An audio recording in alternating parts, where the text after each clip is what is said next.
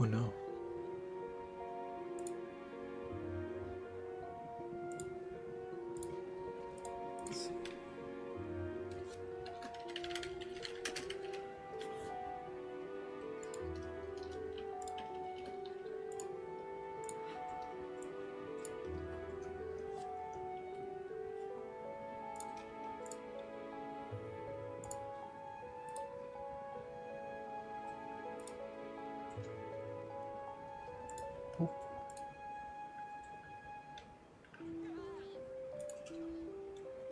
Boop. Boop, boop, boop, boop.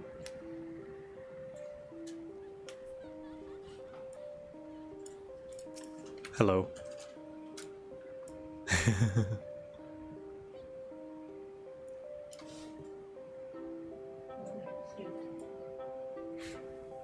It's funny that it's like, what is it? Little Ladies Day, and you are a tall lady. Yeah. Very tall lady.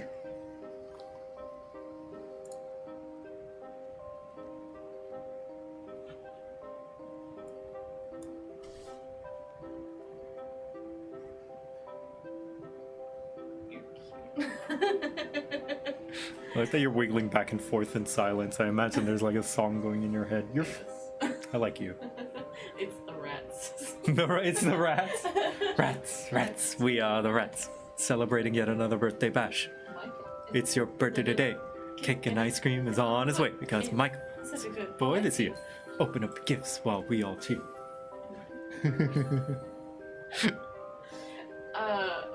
Yesterday I discovered that there's a ton of remixes of it, like put on all kinds of stuff. Like someone did it over the September. Rats. Oh, that's great.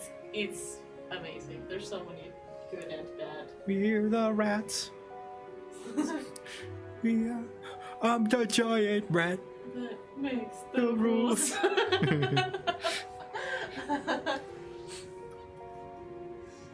On top of the animations are incredible. Especially that one person who has like, I don't know how to describe it, but like the way that they draw their rats looks very like extra cartoony. Yeah, I know the one you're talking about. With the mouths. Yeah. Oh my gosh. Yeah. We haven't even started yet. Wubs gifted 20 subs. What? Holy crap! That's a lot. That's like a lot. that's $100. That's a lot. Holy crap! Thank you, Wubs. I haven't even done anything yet. I'm just sitting here talking with Echo about rats. the rats. Giant rat that makes all the rules. And the birthday bash. Thank you. That's much appreciated.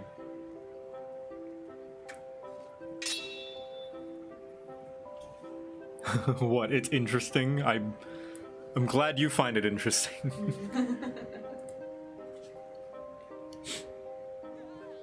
Apparently the rat song is stuck in Echo's head. Yeah. It's a good song. It is a good song. Shut up, phone. Oh, I like that everyone is surrounding you. Yeah, because that's what happens when you have a stream schedule, is people know when you're going to start. Imagine that. People knowing when you're going to start your stream. Couldn't be me. I got pat number 17.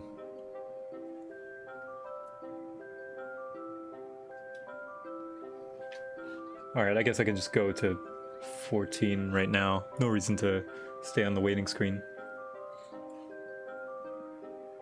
Usually I have like a preamble, but I don't need to do one. Yeah. It's casual. Hello. Hi. Hi all. Hello. So today is the first time in a long time that I'm doing 14 without a real purpose. Just kind of messing around. But today, we are going to do the event quest. Also, Echo is here with me. She is a hot femro. Look at her.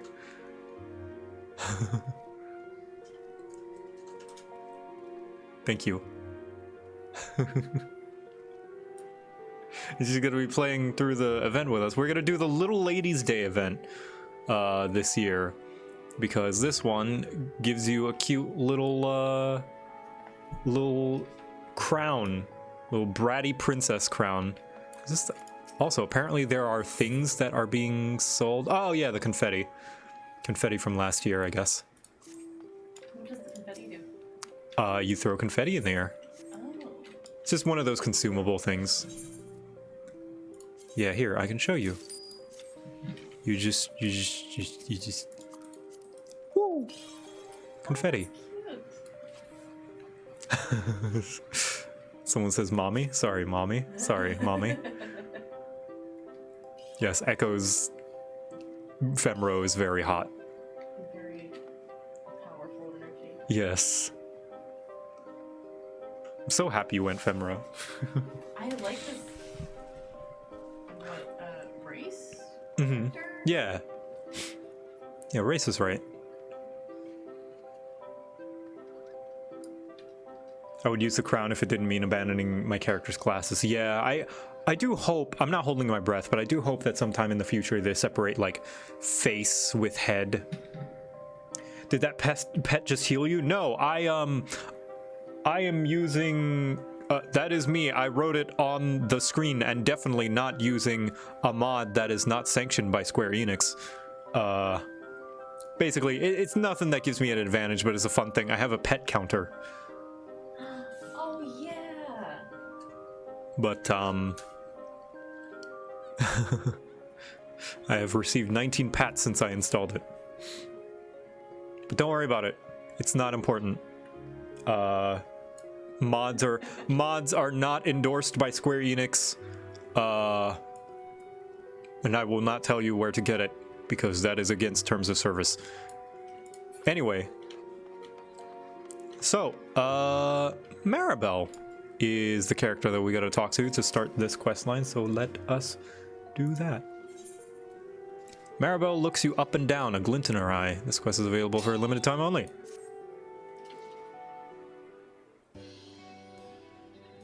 Yes, you'll do just splendidly. You there. Yes, you, darling. Oh, I guess she's supposed to be like posh. What say you become a first-place fashion icon? By the way, chat, let me know how the audio is. Ah, forgive me. Where are my manners? My name is Maribel, darling, and I am one of Estime's aesthetics' finest accessory artisans, which is how I plan to introduce myself once I complete my apprenticeship.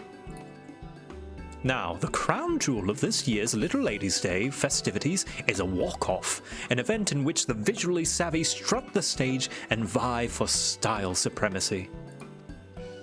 And while I'm no novice when it comes to competitions of this sort, I'm also not much of a winner, darling. To be perfectly honest, I've never once managed to come out on top, but now that you're here, I'm certain my fortunes are about to change.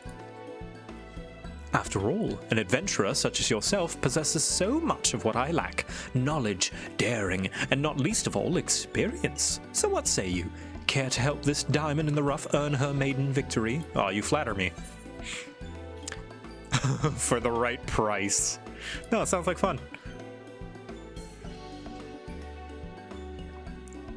Splendid, darling. Oh, you won't regret this in the least.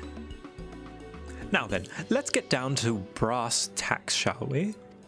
Participants compete in pairs of two, one designer and one model. There are no restrictions on who can join. Style icons of all shapes and sizes may enter. The only condition is that those who walk the stage don an ensemble inspired by the holiday. But as far as themes go, it's a touch broad. Makes it rather difficult to decide on a direction for the costume. Perhaps you can offer some inspiration, though. Tell me, darling, what's one word that comes to mind when you think of Little Ladies' Day? Ooh. Gorgeous or princess? I feel princess is demeaning, so I'm gonna go with gorgeous.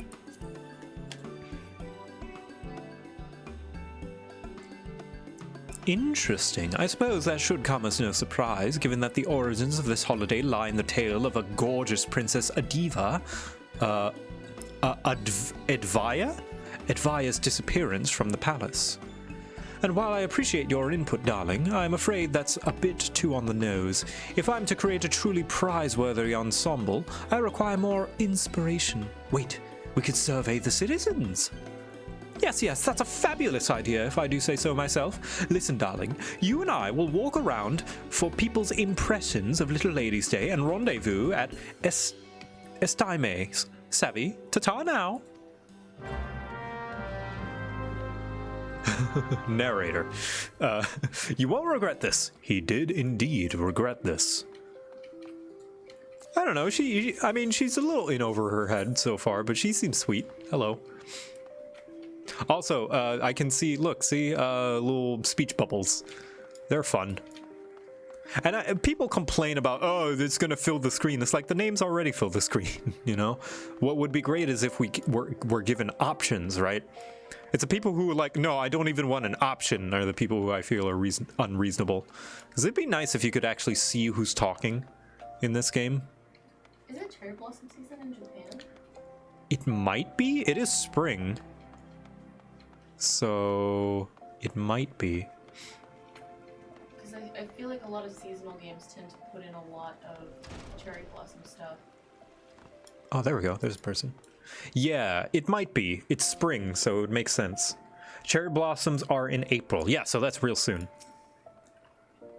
What comes to mind when I think of Little Ladies' Day? I suppose it isn't exactly about the day itself, but it makes me think of the peach blossoms that always bloom this time of year. Whenever I see those flowers, I know the seasons come around once more, and there's something so soothing about their coloration. I can't help but smile when I lay my eyes on those pretty pink petals. Ah, so they're peach blossoms in this, not cherry blossoms. Fun little liberties on reality there.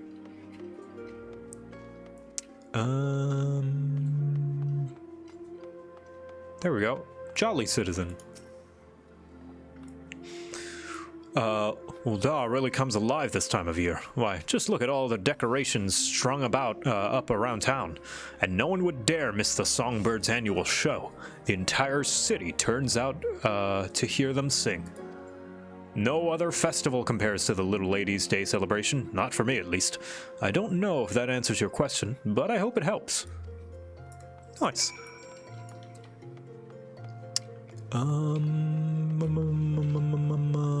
Where? Oh, there's those two. Okay, sweet. We need to go to the other part of Ul'dah for the rest of them, which is this way. There's sakura here and there. I think I've seen some in Gridania. Yeah, peach blossoms. PLL in 2 weeks? What is PLL?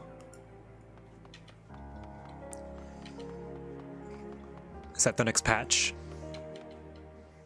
When is 6.1? Does anybody know?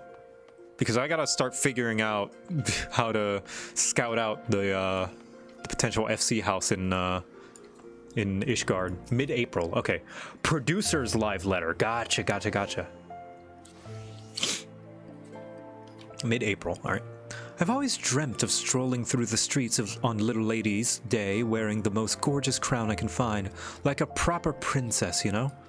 Unfortunately, I don't have the proper princess money, and that sort of dress usually costs a small fortune. No choice but to keep dreaming, I suppose. Ha ha ha, people in Ul'dah are poor.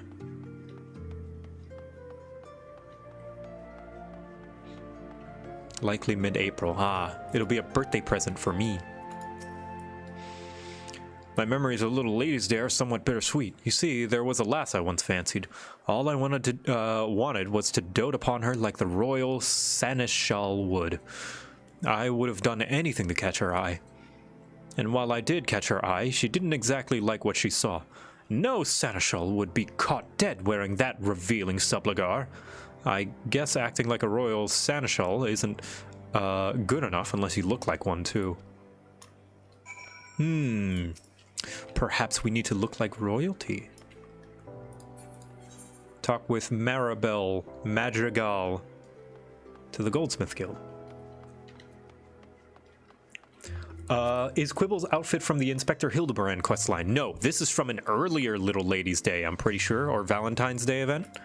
I was not there for it, so I bought this off the Mog Station. Is it Goldsmith? Yep. What about the big ladies?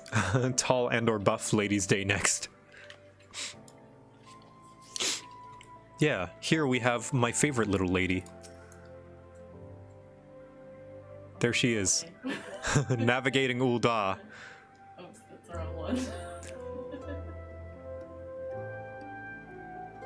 You can do it. I believe. There you go. Yeah. You made it. Good job. Thank you. Well, how do you fare, darling? Glean anything useful, insightful? I see. That more or less aligns with what I heard as well. So many folks had their dreams of fashion grandeur dashed by oppressively expensive pricing. Not a new tale by any stretch, but a troubling one nonetheless.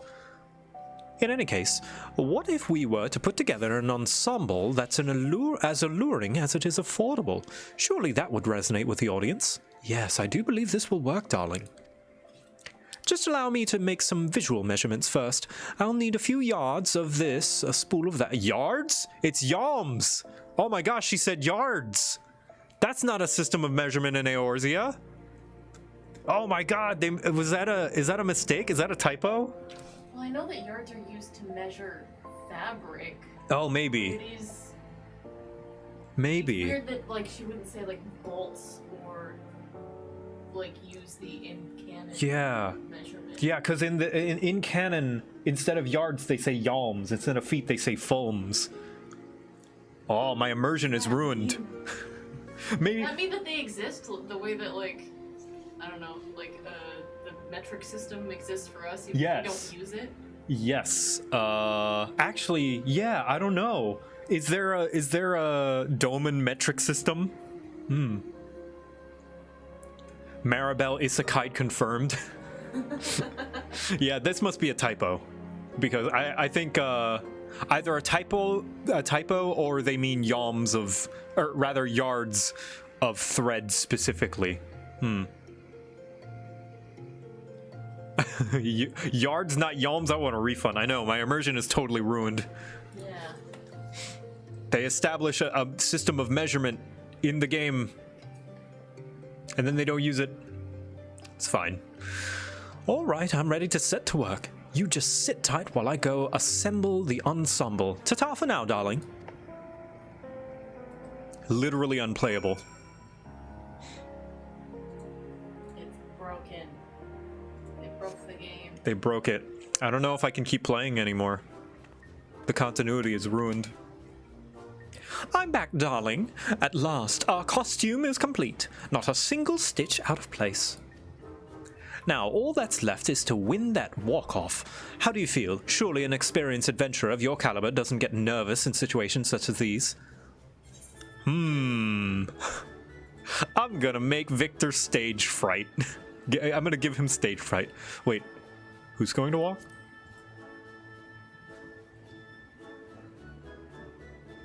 Don't be daft, darling. You'll be walking. Oh, gods. This whole time I thought we had a mutual understanding that you would be my muse. But that look on your face tells me you hadn't the slightest idea. It seems my excitement got the better of me once again.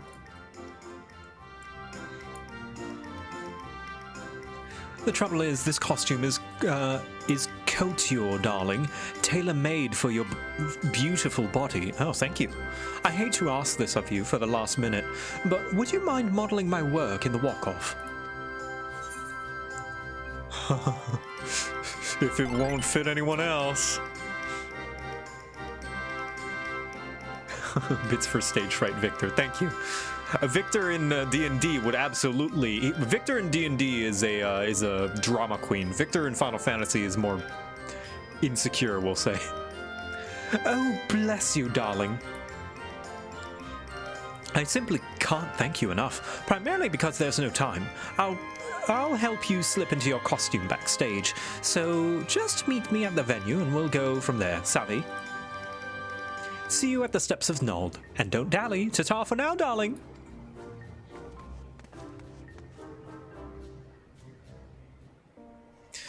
All right, I guess, my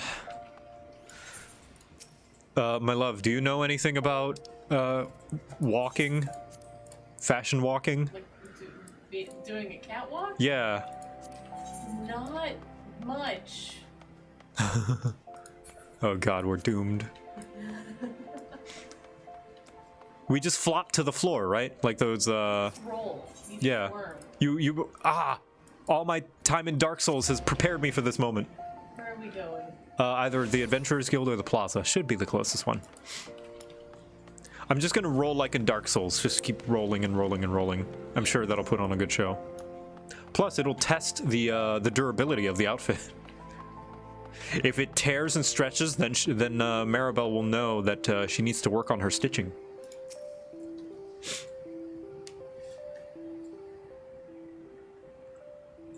Make sure to turn left. Yeah, catwalking is just like really, really slow NASCAR. With a lot of hips. There you are, darling. Your time to shine is finally here. Are you ready to strut your stuff? Oh, by the way, I prepared 2 ensembles for you. One inspired by the seneschal, and another inspired by the princess. Either should fit you just fine, but do you have a preference? Oh, Oh, I want to see both. I'm gonna go with the princess costume. I'm gonna go with the other one. All right. Fabulous. I'll apply a few finishing touches then. You get ready to command the stage, darling.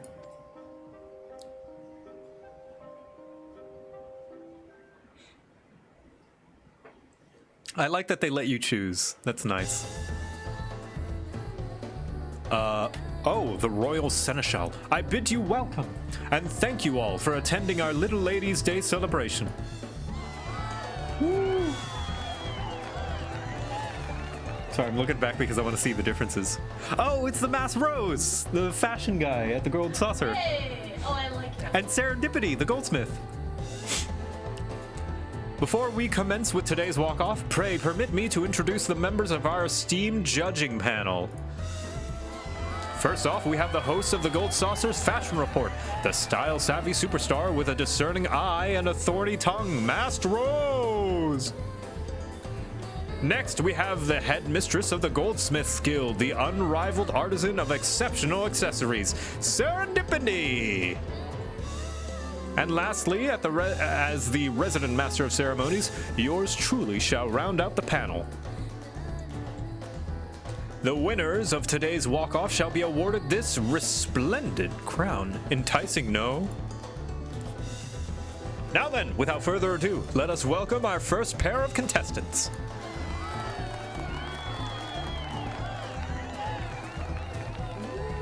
Ooh, oh wait, this is the Ishgardian dress. Look. Oh, you're wearing the best man's outfit. Nice. I like both of these. Yeah. If I'm real though, I think I like the dress more because the best man's outfit looks kind of plain, I kind of like how and I see it all the time. But the best man's outfit is good.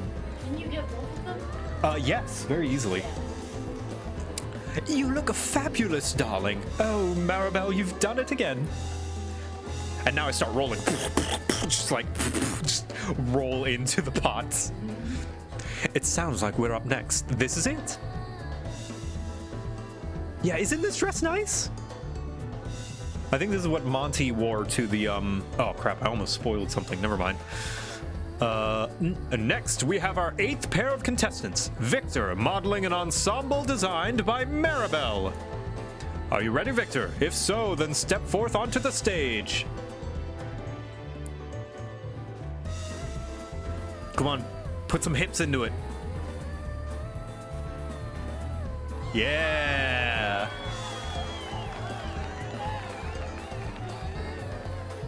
God, I love this game. Oh, that's quite the unconventional combination. Color me impressed.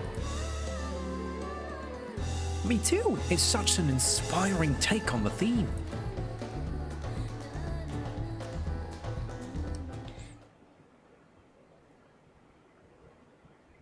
I would like to thank you all for participating in today's walk-off. Each ensemble was a visual delight, which made this competition a joy to behold, but a challenge to score. A fine problem to have, I should say. Yet after much deliberation, we have settled on our winning pair. First prize in this year's Ladies' Day walk-off goes to... Oh, they actually have drum rolls. Entry number 8, Maribel and Victor, considering we never saw any of the other contestants. Congratulations to you both. Please step right this way. I assume after this quest is done is when we hear Maribel's tragic backstory. And then it gets all sad. We've witnessed many elegant ensembles today, but Maribel's was not lost among them. The panel was particularly impressed with the materials used, appropriately gorgeous yet surprisingly affordable. Yeah, I know. I see this on the market board for cheap all the time. If you don't mind, Maribel, pray permit me to ask how it feels to emerge victorious today. Oh, it feels unreal. I can barely believe it. Look at that. The poor girl's completely overcome with joy. And what about you, Victor? How do you feel? Like a princess. Maribel's hard work paid off. She earned this. Indeed, your ensemble was worthy of not only approbation, but the grand prize as well. My sincerest congratulations to you both. Now, before we bring the contest to a close, I have one more announcement. This stage will remain in place for the duration of the Little Ladies' Day celebration. Those who are unable to participate in today's competition are free to ascend the stage at their leisure and walk to their heart's content. That's what I really like about these events, is they'll just leave the props in the open world for like players to just use. It's pretty nice. It's a good photo op. Yeah, people. Yeah, for photos. That's, you know, G-pose. They have G-pose like just for this, and like Bard performance. Yeah, they know that people are gonna roleplay, and like this is a great place for Bard performances to happen as well. Now then, let us conclude by giving one more round of applause for our first place fashionistas, Maribel and Victor, and also Cyan. And insert name. Michael. Maribel and Michael.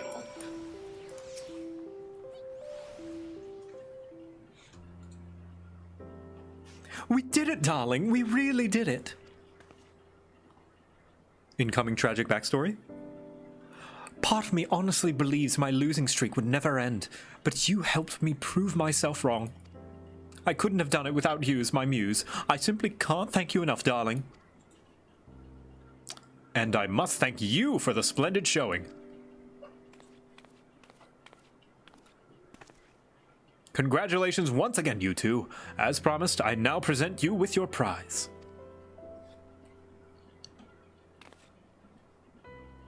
And with that, I shall take my leave.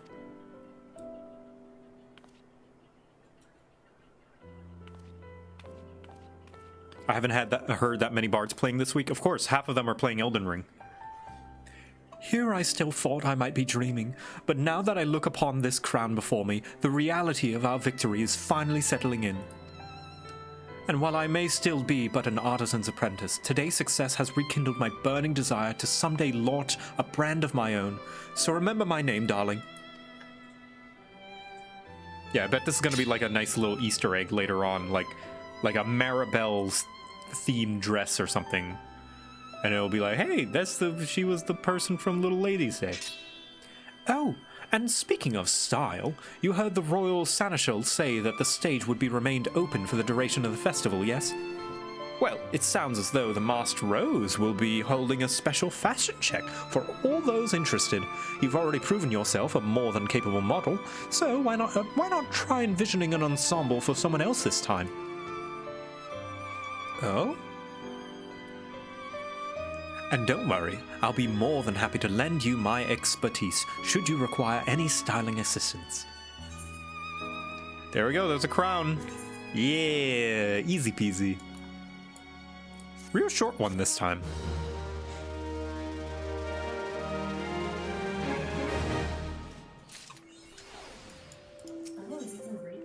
Yeah, I guess you can redo it and then get confetti.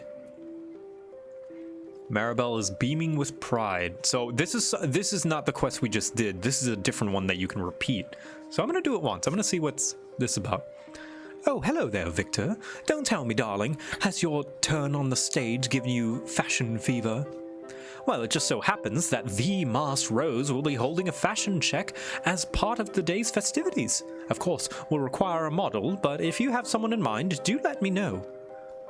You do the scouting, and I'll do the sewing. It's as simple as that, darling. Just let me know when you're ready to start the show. Speak with Mara. Do I actually have to do any scouting, or do I just talk with her? Okay, I guess I just talk with her. Well, ready to embark on your maiden voyage as designer extraordinaire, darling. We'll need a model, but do you have anyone in mind? A gallant gladiator, a master miner, a premier pugilist, a minute machinist, a godlike goldsmith. Oh, wait. Gallant gladiator. So godlike goldsmith, that's Godbert. Minute machinist. Wedge? It's gotta be a Lalafell, yeah. Yeah, I think that's Wedge, because Wedge is a mechanic. He's a Lalafell mechanic. That makes sense. Premier pugilist. Lees? I don't know. Oh, I have slightly different options. I only have 4, so there's a chance that someone on yours is someone I haven't met yet. Yeah, goldsmith. You haven't met the goldsmith yet, so I'm not gonna spoil it for you. Okay. Because his reveal is worth being there for. I don't know pugilist. Hammond Holyfist? I don't know who that is. Master miner. I don't know many miners. Although I did do the miners quests, I don't remember the miner NPCs. A gallant gladiator. Oh, perhaps that's what's his face? The Mila's ex. I'm gonna go with gladiator first.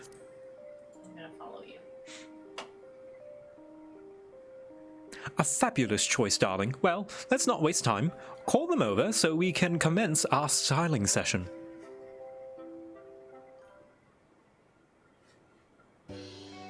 It is Mila! Yeah, look at her! So this is the gladiator questline person. So you don't know her, but I know her intimately because a lot of the gladiator and paladin quests involve her.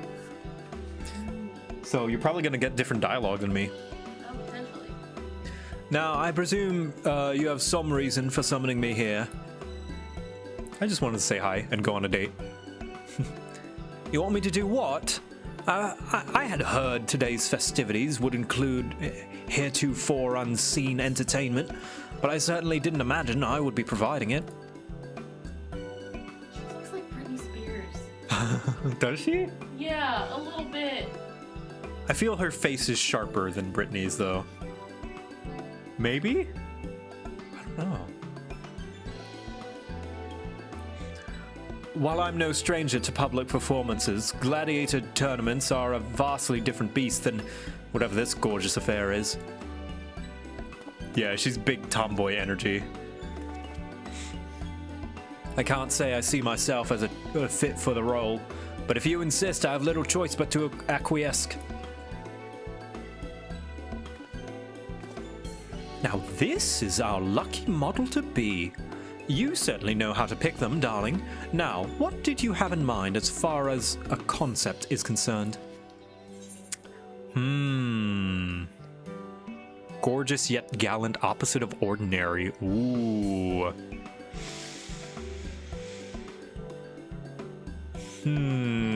I feel like gorgeous yet gallant is what they want me to pick. So I'm gonna pick opposite of ordinary.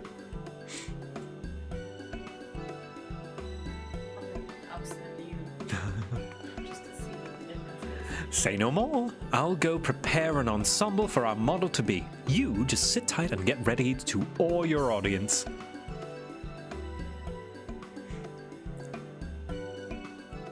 She's also like all business and no, like, play. She's very straight edge.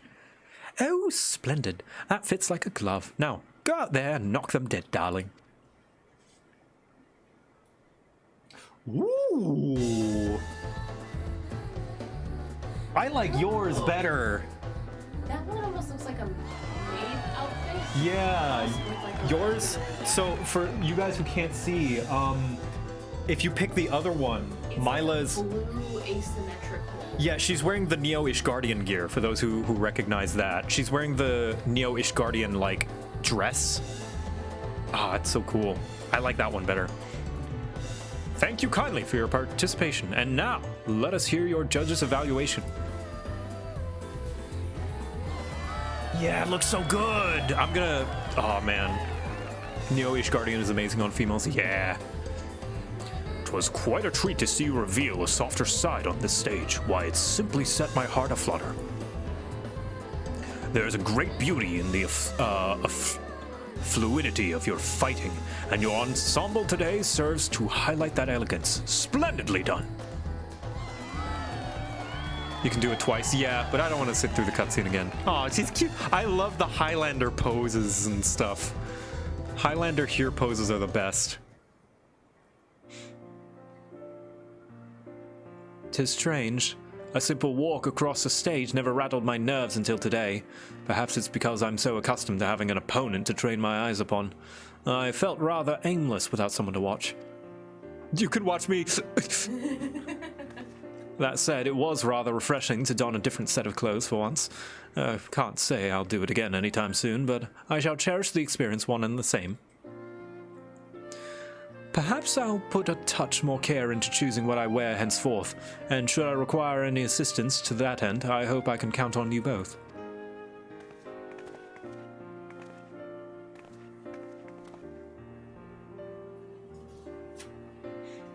Her shorts are cute, though, her short low garter thing. Well done, darling. Your model seemed to have a splendid time, and I quite enjoy providing coach or counsel as well. If you stumble upon another model in the making, just let me know. I'll be more than happy to offer additional styling assistance. Whoop. All right, I'm gonna do the minute machinist, and then I'm okay with spoiling this character for you because his reveal is still great when it happens. Oh, hello, Vector. Yeah. All right. The confetti is cute. Yeah, isn't it? Minute machinist. So I assume Miner and Pugilist, they're the other job quest people, but I have no personal connection with the Miner or the Pugilist. So let's go with Minute Machinist. Fabulous choice. All right. A random one. Hey, it's a wedge! If you're looking to embark on an expedition, you'd best run it by the chief first. No, we are gonna do the expedition of your fashion. Oh, it's both of them. You want me to model for you? No, I couldn't. Although, if everything goes well, and word does get around to her... Ah, that's right, he has a crush on Tataru, that's right. Aww. The Miner is a big buff Highlander lady? It is not, it is an old man. No, this isn't the Miner, this is the... Oh, the Pugilist. Oh, it's a punchy guy. Gotcha. Very well, I've made up my mind. I'll do it. Dress me as you see fit. So this is our lucky model to be. Ditch the goggles, show the face. Dress it brown, show some style. Ooh. I'm gonna say show the face. Show the eyes, your beautiful eyes. I want to see his eyes. Say no more. Because I don't think we've seen Wedge without his goggles, have we?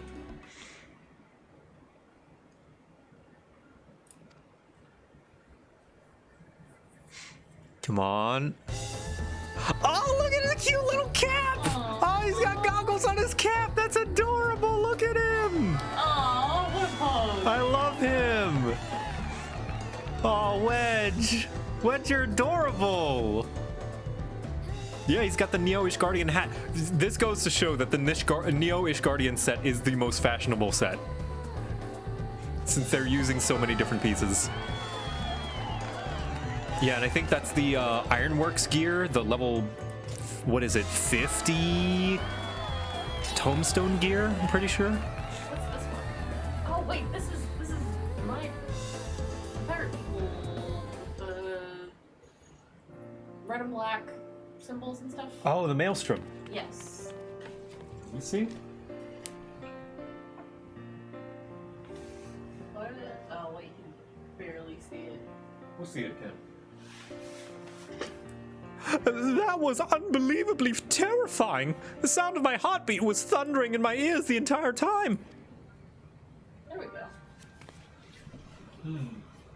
Oh no, that's not a Maelstrom jacket. No. But it does look cool.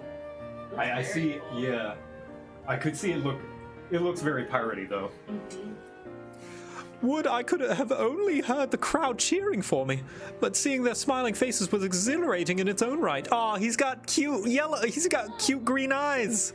They're really bright green. Look at I've him. never seen his face. This I know. Oh, his eyes are bright green, a bright lime green. Oh, Wedge is precious. Seeing your friend's eyes for the first time. Right? Although, I think this proves I'm better suited to staying behind the scenes. If you require another model, might I suggest Biggs? Yeah, he's into it. All right, let's do the important one now. The minor? Nope. You'll see. Should I do the minor? You can, yeah. All right, a godlike goldsmith. Here we go.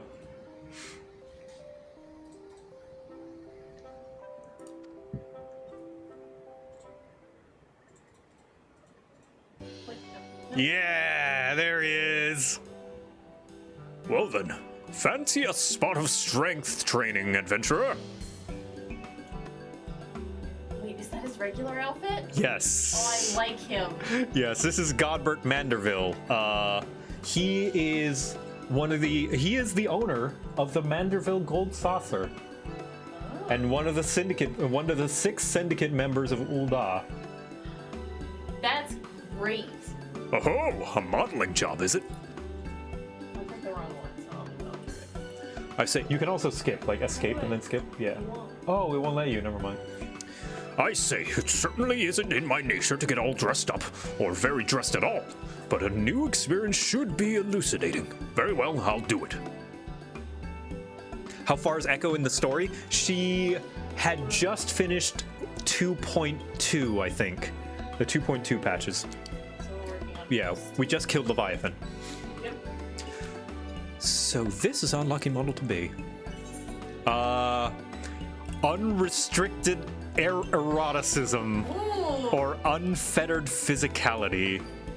I'm gonna go with eroticism because this is Ul'dah, and Ul'dah is not one to stray away from the form of the body. Is he just gonna be in his goldsmith outfit?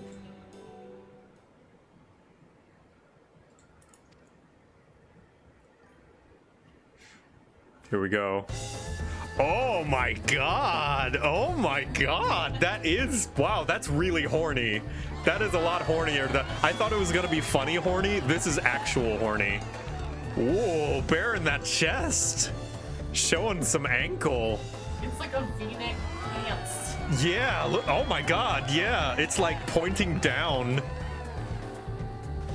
Oh, look at him doing the Manderville Mambo too. Oh, good lord. Oof. Oof. Whew. I thought they were gonna turn this into a joke. That's actually kind of a hot outfit. Yeah. They did a good job.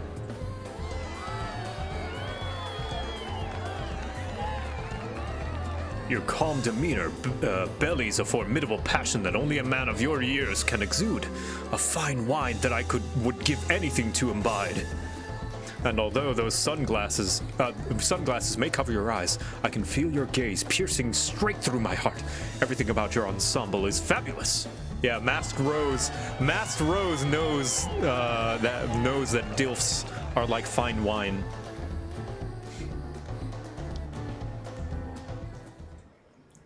You put Godbird on the runway, you may as well be cheating. What do you think, adventurer? Certainly not an ensemble I would have chosen for myself. Oh, I like the miner. Oh wait, yeah, it's her. I forgot. Yeah, she's a Highlander too. But your unique sensibilities have provided me with just the inspiration I needed. Yes, I can feel the creative juices surging through my entire body. I could do with some squats right now. I'd best set to work on my next piece before the spark fades away. Farewell!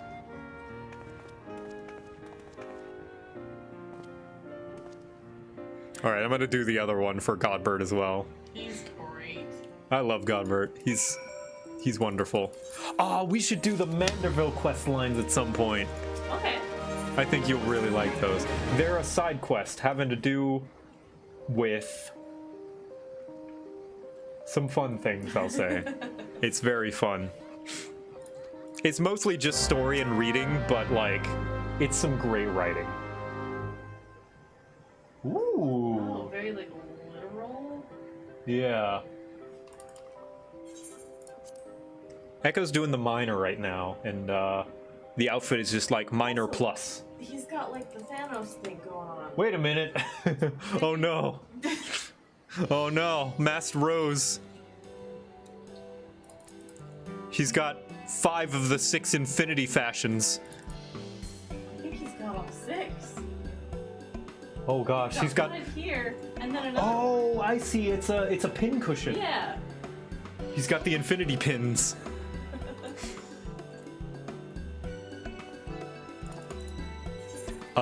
Unfettered physicality. Let's look at this one.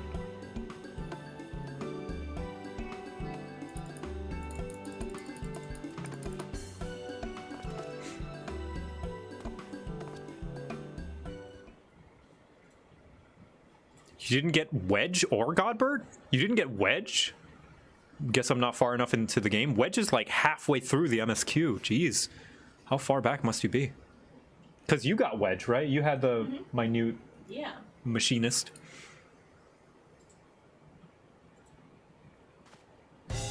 Oh! Oh. Oh, he ditched his glasses. See, this would be cartoony, right? Yeah, but even then, I don't think this is all that cartoony because it's wearing like large shorts. He's a good character. I'm excited to meet him now. How is this more horny than the erotic option?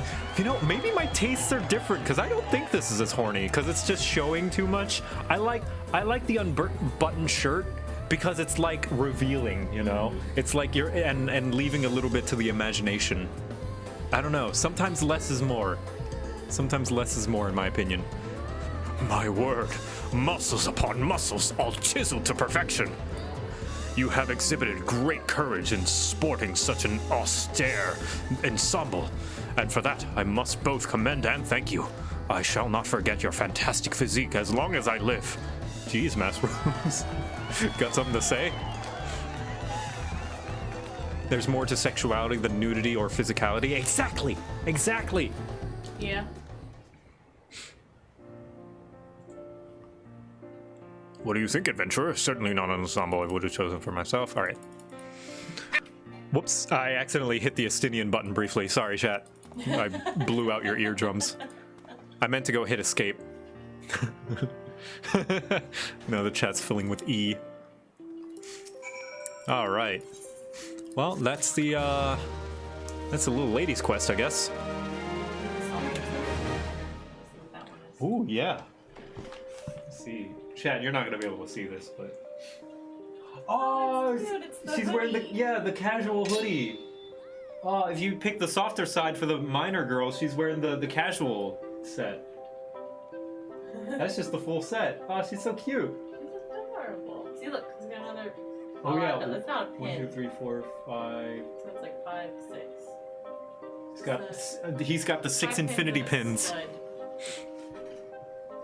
Estinian button? Yeah, I've got an Estinian button that I made myself. It goes like this. He's the Azure Dragoon! He's the Azure Dragoon, you know. Anyway, let's see. What could I do that I could do with you, Echo? We got confetti for days. We do got confetti for What days. time is it? We could do my favorite thing. Yeah, we're 40 minutes late to do your favorite thing, unfortunately. Yeah, Echo has really gotten into doing ocean fishing. Oh, Danny! Look at Danny! Oh my gosh. Oh yeah, Echo, you can try it out. Whenever you're finished with that, Valerie's wearing the Neo-ish Guardian top that Milo wore for you. You can try it on. Victor, he's too hot. I know. I know. Wait, where? Here, Valerie, you can examine her, and then you can try on her top. It's unfortunately, the design is gender locked, so it doesn't work for me, but that's the top that Milo was wearing for you. Pretty sure, anyway? Oh, it's so pretty. Right? It's very, like, steampunk Victorian. Is that one from an event, or what do you say? No, it's just a piece of gear that you can get. It's level 80, though. Good to have in mind for the future, though. Mm-hmm. Probably not the exact same. Yeah, they're all slightly different. Like this one, the corset is up to the bust, whereas the other ones are like under bust, I'm pretty sure. Might be missing the shoulder armor bit. Yeah, I think the tanking one is shoulder armor. Actually, you know what? Do you want to do Palace of the Dead? Oh, like, just, yeah, we can do Palace of Yeah, the Dead. just casual Palace of the Dead. Yeah. Yeah, Echo actually has been having fun with Palace of the Dead. It's like been the one like gameplay thing that she's really enjoyed. It's nice as a, like, practice thing. Yeah, it is good It's practice. a refresher. Yeah, so I guess I'll retitle the stream because that was a short event. We'll retitle the stream. Little Lazy's Day. Little Ladies is over. Hanging out with the GF with my favorite lady in my favorite game. Cute. Yeah, it can just be a non-goal stream, just like a Let's do chill this, and then I stream. need to go mail a letter. Oh, okay. Do we need to go to the post office? No, just. Oh, okay. box. Okay. Just a letter. All right. What is it? Quarry Mill. Let's go.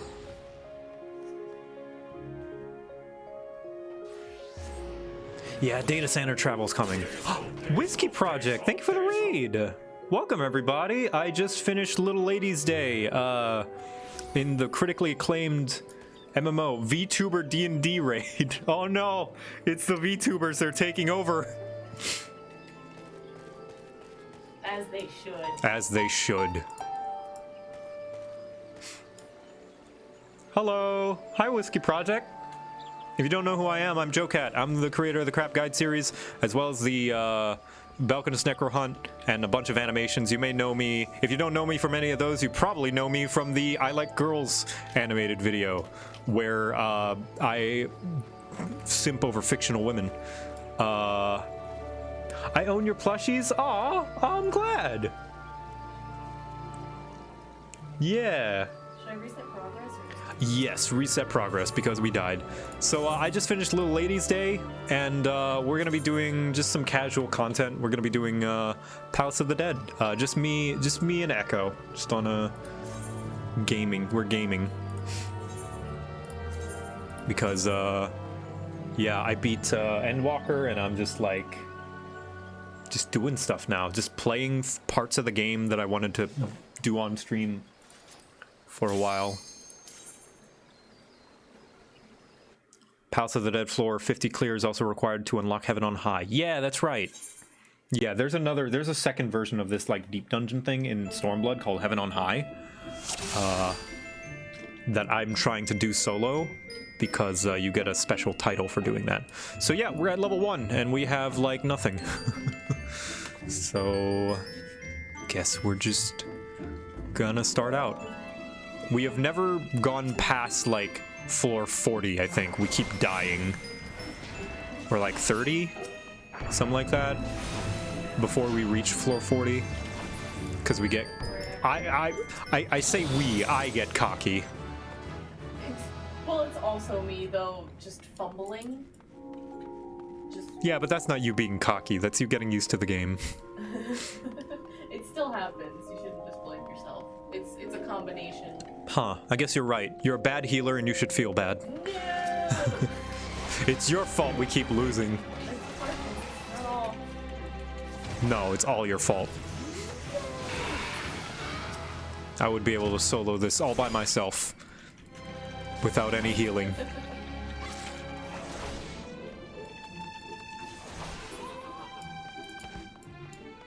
How far can you solo this? Oh, people have soloed it all the way to the end, all the way to floor 200. No, I mean you specifically. Oh, me? I've never tried. I'm currently trying to solo Heaven on High, which has 100 floors.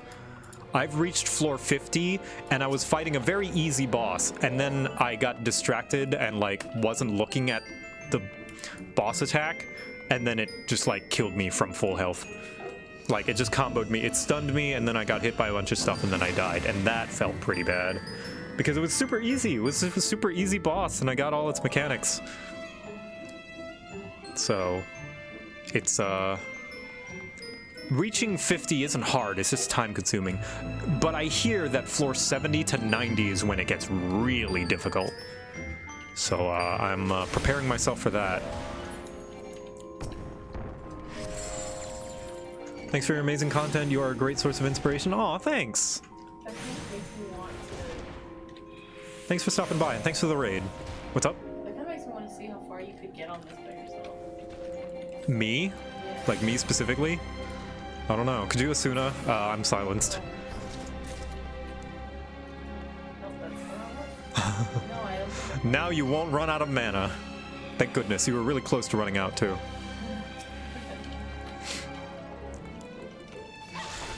I Cool. forget what I have access to Right, yeah. in the early stages because I have access to like nothing. Yeah. Because we start at level 1.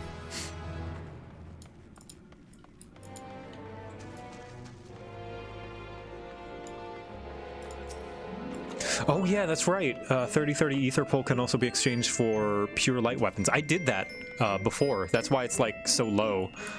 So you know your like bright glowy branch? You can get that as a glamour piece. Really? Yeah. It's so pretty. Right? It looks like a broken blue. Yeah. Have I unlocked all the alliance raids? I have. And Echo, she did one too. She did Crystal Tower and she met Grahatia, the best character. Unfortunately, she only met her for a brief moment before he went to sleep in the Crystal Tower forever. Ow! Was that me? Oh dear. That was That's okay. Is this game mode like Mystery Dungeon? Kind of. It is kind of randomly generated. This is like the game's roguelike mode. In a way. A roguelite? I don't know. Does it have to be turn-based to be considered a roguelike? Is it no longer a roguelike and instead a roguelite if it is not turn-based? Some people would say yes. Some people would say no. Video game genres are bad at describing what they mean.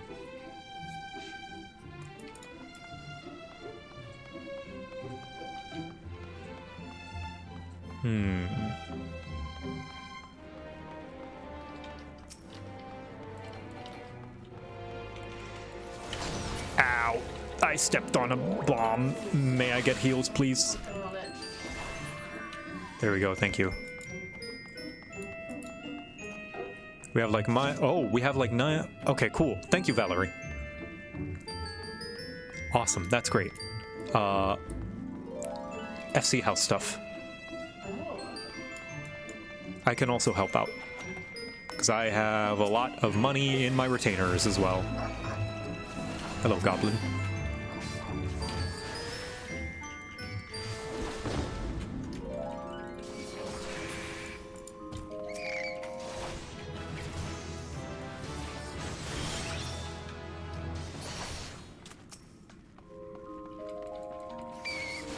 first roguelike I played was in real time, played like a little bit like Elder Scrolls. Oh, are you talking about Dungeons of Dreadmore? Is that it? Or is Dungeons of Dreadmore the like grid-based 2D one? I forget.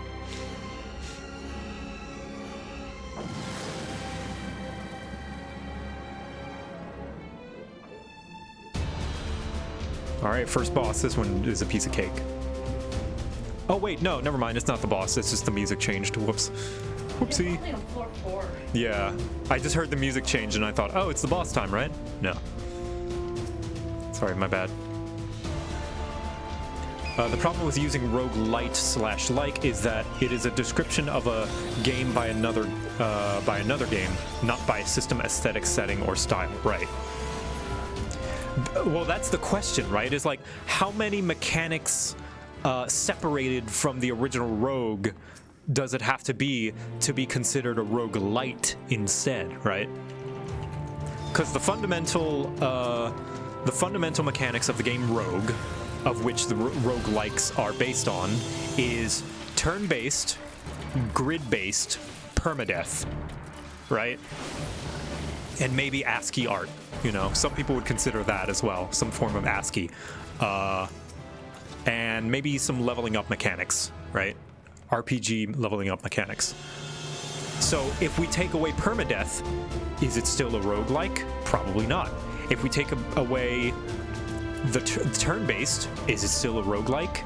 Some people would say yes. Some people would say no. That's a roguelite instead. I don't know. It's like I said, game genres are bad at explaining things. Like MOBA. If we're to take the literal definition of MOBA, multiplayer online battle arena, every multiplayer game is a MOBA. I'm gonna use Commander of Sight just because it's free. Okay, yeah. That's a good idea. But no, people don't use it to mean like Call of Duty. Even though Call of Duty technically fits the definition of a MOBA, people don't use it to describe Call of Duty. They describe like things like Dota and League of Legends, right? Or the term RPG. RPG is probably the worst genre name. Role-playing game. Because if you're talking about a game that has numbers, well, most games have leveling up and numbers. Again, Call of Duty has leveling up and progression and numbers, but Call of Duty is not a role-playing game. But if you mean a game in which you play the role of a character, that's every game, right? What does RPG mean, right? Genres are more like Ow! The thing about genres in games is you can't describe them, but you know them when you see them, right? You know an RPG when you see one, but you can't really describe what an RPG is. Cause some people would call Zelda an RPG, right? The Legend of Zelda, but you don't level up in Legend of Zelda unless you count getting hearts, right? But then, does that mean any increase of health should be considered an RPG? I also feel there's another thing. I'm sorry about this rambling. I'm sure this is boring for a lot of people. I think a lot of RPGs are misnamed as RPGs simply because they have a medieval fantasy setting, you know? There's so many games that are more action games than RPG, but they're labeled with RPG mostly simply because they are given the medieval fantasy setting or theme, right? Because it's derived from tabletop RPGs like D&D, Dungeons and Dragons, which is in a medieval fantasy setting.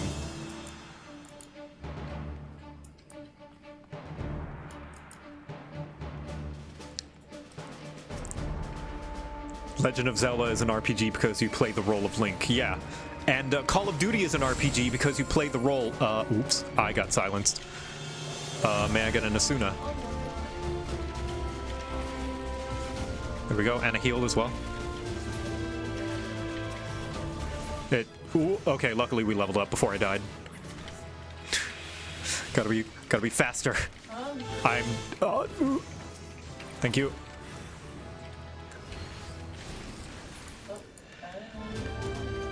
But yeah, like if RPG simply means you playing the role of a character. Every game is an RPG.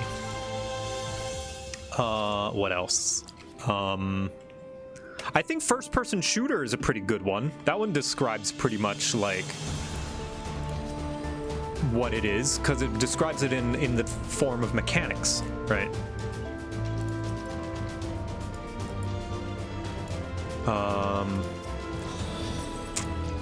What was I gonna say before I got interrupted?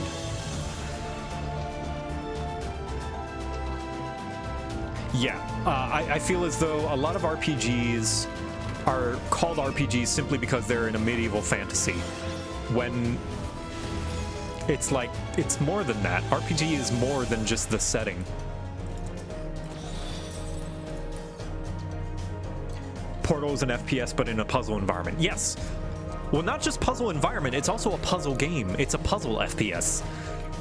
Poor puzzle game is like the broadest genre, because Portal is put in the same genre as Tetris, despite being very different games, right? Platformer is at least a decent name. Yeah, I think platformer is good. It's like usually a character-based control, character-controlled game in which you are traversing from platform to platform.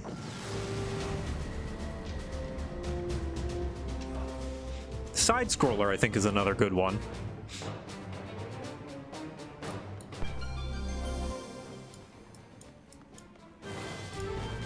Fatal Frame is an FPS. Fatal Frame is absolutely an FPS. It's an FPS horror game. A horror game is another one that's like very broad, because it could be a survival horror game, or it could be an action horror game like Resident Evil. Or it could simply be a horror-themed game, Like, I feel like horror is a genre that is both a theme and a genre. I think that's what we need to do. We need to separate games' themes from their genres, or their settings from their genres, because it's like, this is a horror game. Okay, what are the mechanics? Because if I say it's a horror game, that gives you an idea of the tone of the game, but it doesn't give you any idea of the game's mechanics, right?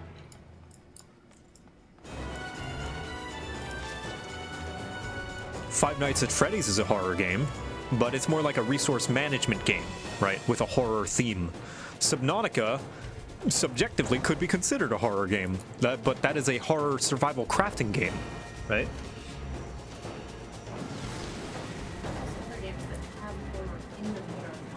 Yeah. It's like, how much more does it need to be classified as horror? Yeah. Also, does it need to have the intent of being a horror game? Because I'm pretty sure that Subnautica is not trying to be a horror game. It just so happens to be horrifying for some people, Is Mirror's Edge a horror game? Because it's a horror game if you have a fear of heights, right? Most people would say no, because it's not trying to be a horror game. Mirror's Edge is a FPS platformer. Right? Oh, may I get an Asuna? Oh, I didn't have tank stance this whole time. There we go. Sorry about that.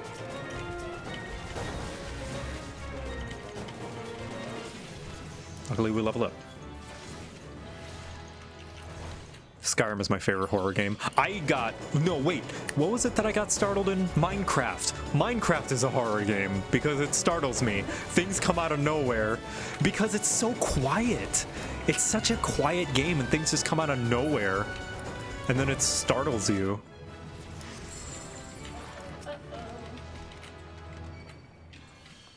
Thank you.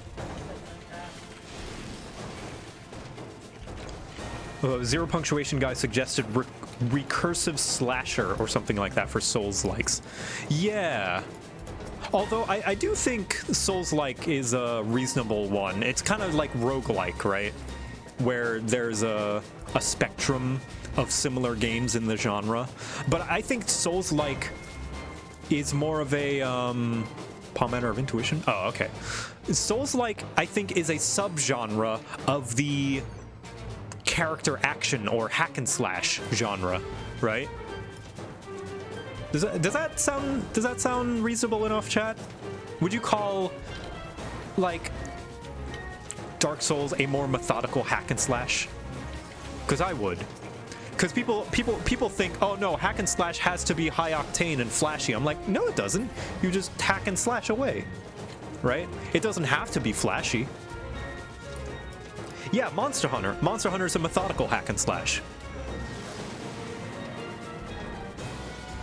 Because I feel lots of times when you think hack and slash, you think, oh, Devil May Cry, or God of War, or Bayonetta. But I disagree. I think Spectacle Fighter is a good name for those, because they're flashy and all about making massive combos, right?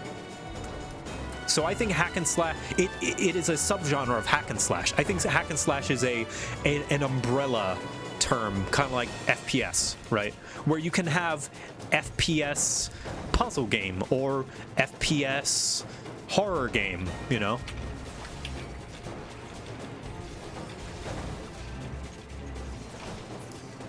You know, you wouldn't say, no, Portal is not an FPS because it's a puzzle game, because it's not mutually exclusive, right? It's like, you wouldn't say Dark Souls is not a hack and slash because it's methodical, right? Dark Souls is a hack and slash, and you can definitely play it like one. Whether or not it's meant to be played that way is irrelevant, I feel. Oh, Saith, thank you for the 5 gifted subs. I hope you're enjoying my gaming philosophy talk. I'm sure this must be exhausting for some people. Like, some people might be like, oh my god, who cares? What does it matter? And I don't know, maybe it doesn't matter, but I like thinking about it. Gaming TED Talk. I am a frog. I've been frogged. What would Dynasty Warriors be? I would consider Dynasty Warriors to be a hack and slash spectacle fighter. Yeah. Probably its own take. Yeah, I say so. No, we can't. Ow! No, it's okay. Oh, I'm glad what happened here instead of somewhere else. Yep, I guess we should have waited until my health was full. Yeah. Thank you. I'm gonna need a heal when I get up. Please? I'm working on it. Thank you.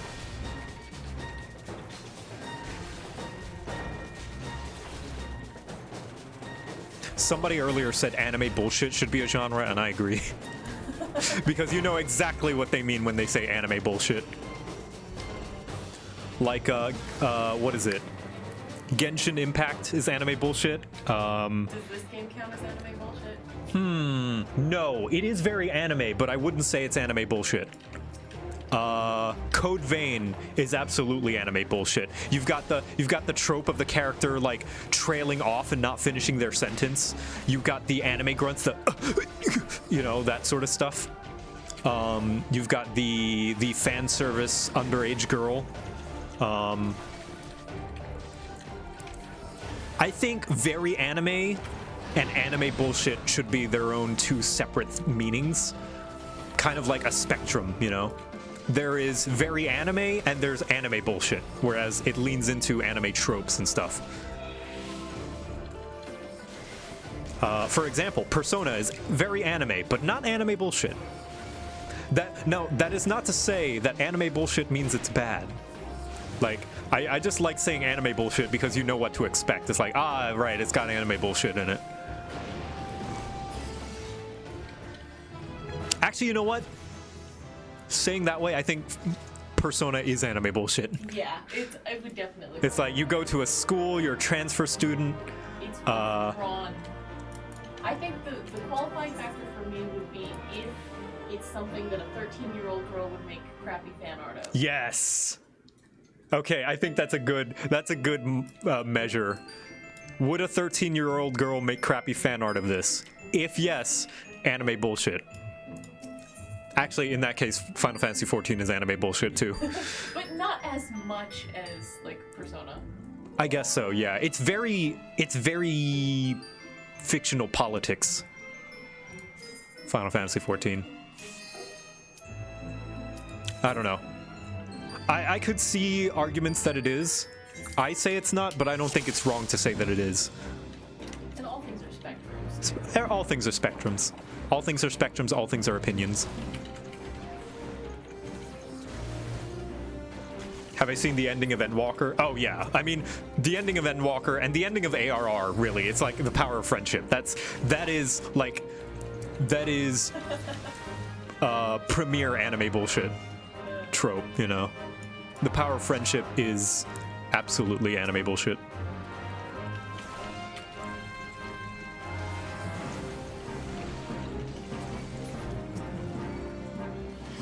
Oh, I have been silenced again.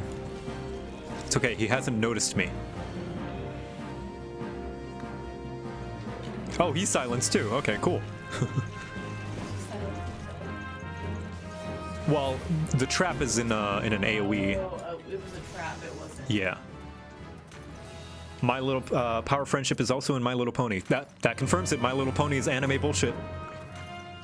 It so is though. Yeah, apparently, like, in their movie, they, like, ended a war or something. And, like, fought and had action scenes where they used their powers and transformation sequences.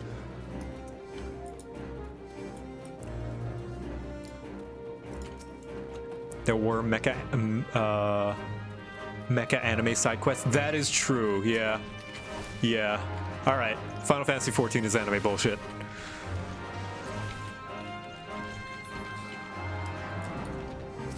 What else?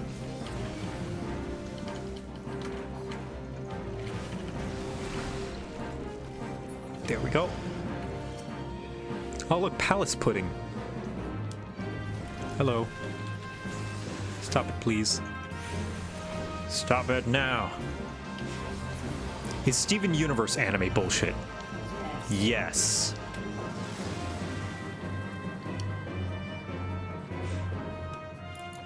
Steven Universe is an anime. No one can tell me otherwise. It's an American anime. Yes.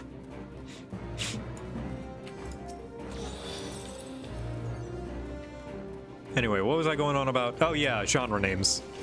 I don't want to. I think I'm done talking about it. Not because I don't like talking about it, but because I think I'm just gonna, like, I've made my point, and I'm just gonna be talking in circles. You guys get it. Game genres are bad and dumb. In fact, video games are bad. All video games are bad.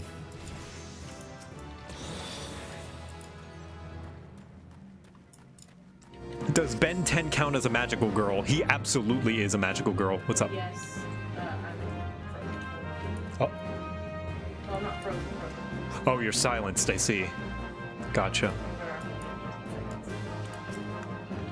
You're absolutely defenseless. I can do this. Haha! And then I run. No. 3, 2, 1. Alright, sweet.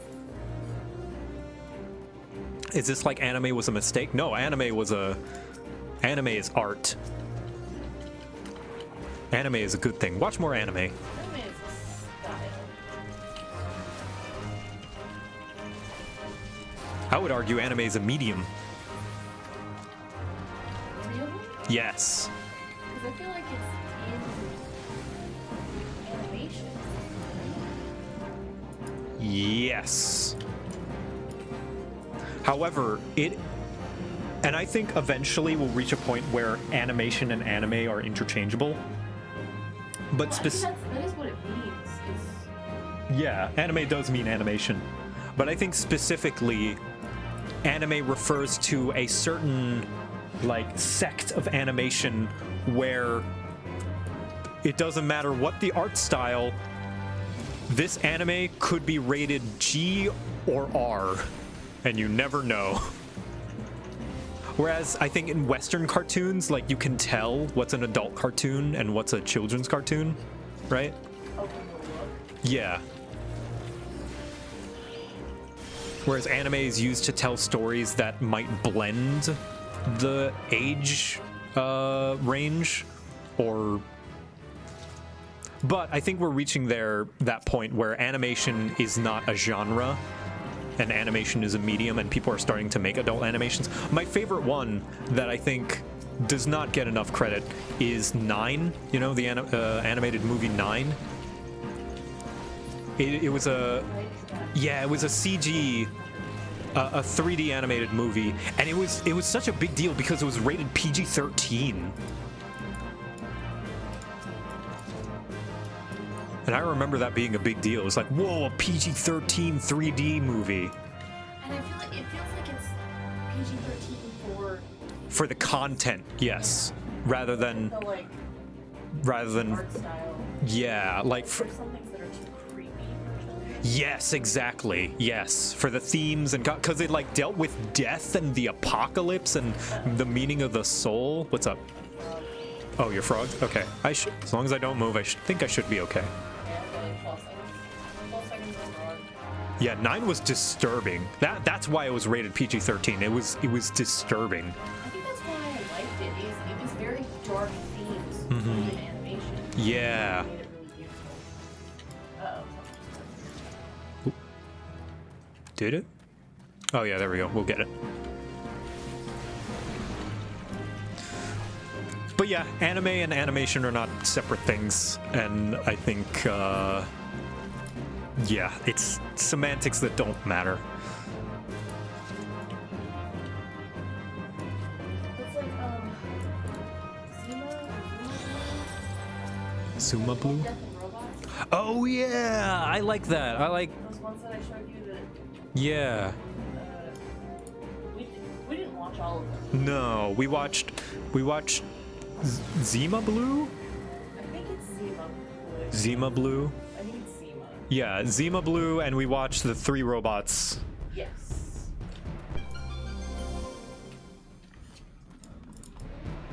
And I think people are now finally there's a wonderful interview with I think it's Brad Bird on The Incredibles. Either Brad Bird or someone else about how he gets annoyed whenever someone asks him what it's like in the animation genre. Because it's not a genre, it's a medium. You could make an animated Western, you could make an animated mystery. Oh, crap. Monster spawn. Just focus on keeping me alive. And look away from that. Yep, you got it. Good job. Because you could make an animated horror movie, you could make an animated mystery, you could make an animated heist movie. You know? It is just a medium in which you are used to tell the story of the genre.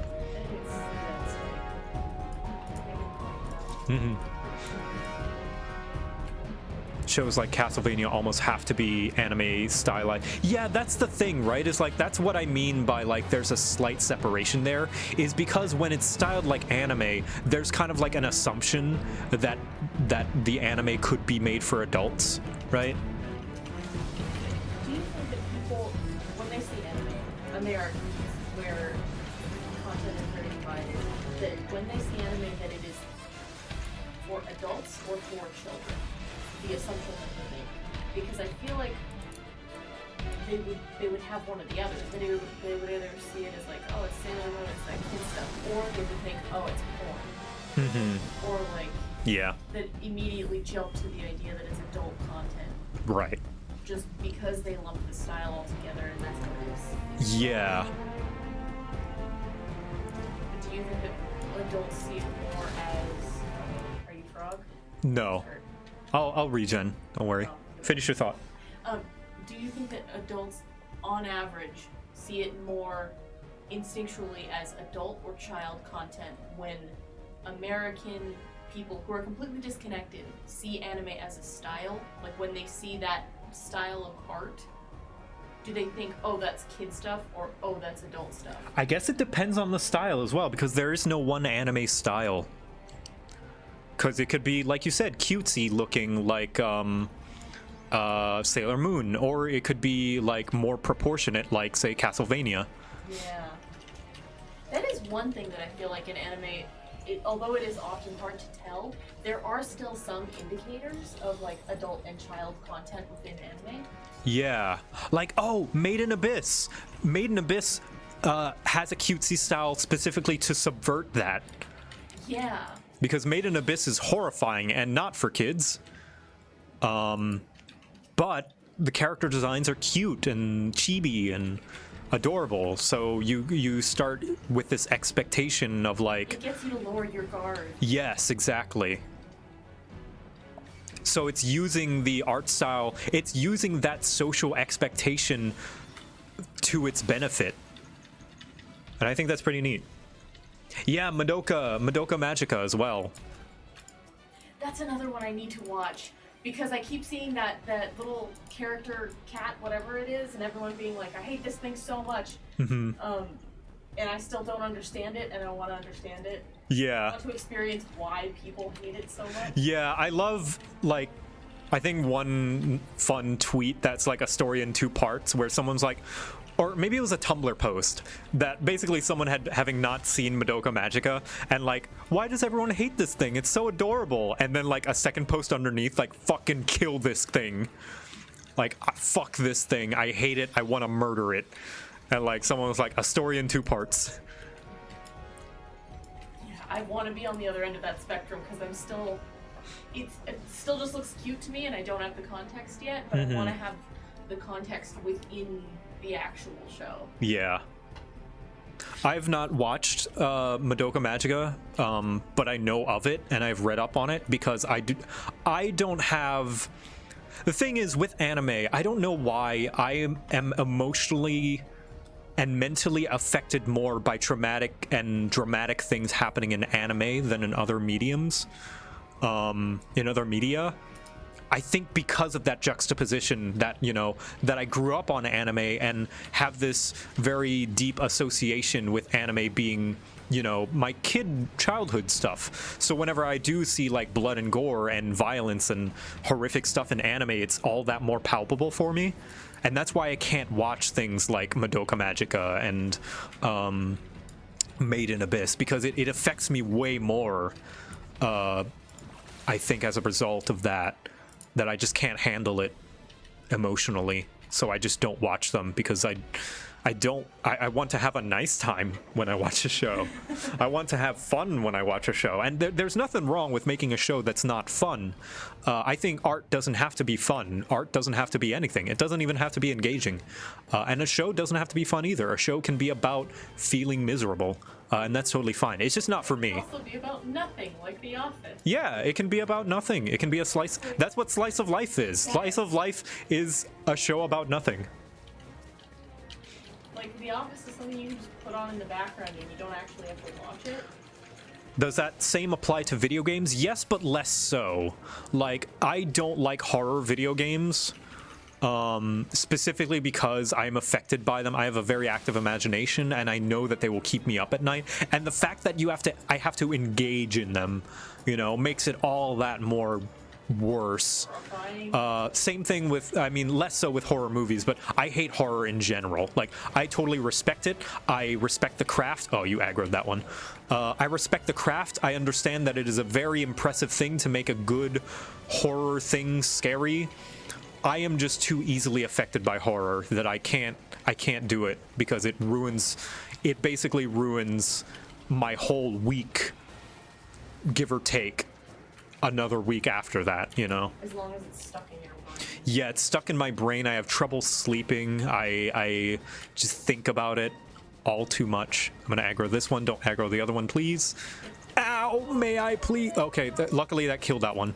Okay. And we leveled up. Okay, good. Whew. Let's just kill this guy. Never mind. That guy aggroed as well. Did you see the color out of space? No. I love The Last of Us, but I wouldn't call it fun. Yeah, like, and some people, I get annoyed at the semantic argument of like, oh, but you're engaged. If you're engaged by the thing, that's kind of fun, right? It's like, okay, you know what I mean, though, right? I am a firm believer that video games do not have to be fun. And much as people like to quote Reggie's whole, like, if it's not fun, what's the point? And I'm like, the point is that it's art. It's like scary movies and spicy food. Yeah. It's counterintuitive to what you would think, like, enjoying something means. Yeah, exactly. And also, fun is subjective, right? It's like Berserk, the manga Berserk. Some people would say this is not fun, so why does it exist, right? If it's like, if you say a video game should only exist if it's fun, who gets to decide what's fun, right? You are not healing me, you're healing yourself. What? Oh. Thank you. I was like, why isn't this working? It's okay. Thank you. Fun and enjoyable are not necessarily synonyms. Also, it doesn't have to be enjoyable either. I feel a game doesn't need to be enjoyable, it doesn't need to be engaging, it doesn't need to be anything. It can be a good story, and that's enough. Or a bad story. A game, art does not need a reason to exist. So how would you describe it, like, successful art? A successful game? A successful game? A game that achieves its goals. Even if that goal is to be unfun. Okay, I like that. I like that as a description. But also, you know, what is success? I feel like that's going deeper into philosophy of what do you consider success? Well, I don't know. What is success? You know, if success is marked by selling 1 million copies, then that I feel is narrow in what art can be. I'm using a calendar. Okay. In which case, I don't think art needs to be successful either. Art can be just be an expression, you know, like a lot of people don't critique The Wall because the wall is not commercial art to be consumed. It is art merely purely to express oneself, right? Pink Floyd's The Wall has a lot of problems with it, but people overlook them because they understand that this is purely expression, you know? And I think games can be that too. Within reason, you know, if it's a commercial product that you have to pay for, you know, it is open to criticism of that expression. And, or rather, open more so. Everything is open to criticism, right? But then again, not all criticism is valid. I don't know. Art criticism... Bad faith criticism. Like bad faith criticism, yeah. Or criticism that is not all that relevant. Like, it might be useful, it might be helpful to achieve a different goal, but it might not be relevant. For example, let's say you want to draw something and it's the shittiest piece of art in the world, right? It's awful, it's crappy, it sucks. Let's go as far as to say hypothetically that it is objectively bad. No criticism in order to improve it matters if the art was only meant for self-enjoyment. Because if it was purely meant for self-enjoyment, it doesn't matter how bad or good it is. Right? Because if it was meant for self-enjoyment and you enjoyed yourself, nothing else matters. T-Pain said the same thing. Like, one time he was streaming, and he gets a lot of flack because of his auto-tuning, that he's known for auto-tune, but he is a legitimately good singer and musician, and musical writer, but he gets a lot of flack for that, and he's gotten to the point where he's tired of it, and he's just like, how do you make something good? If you like it, then it's good, you know?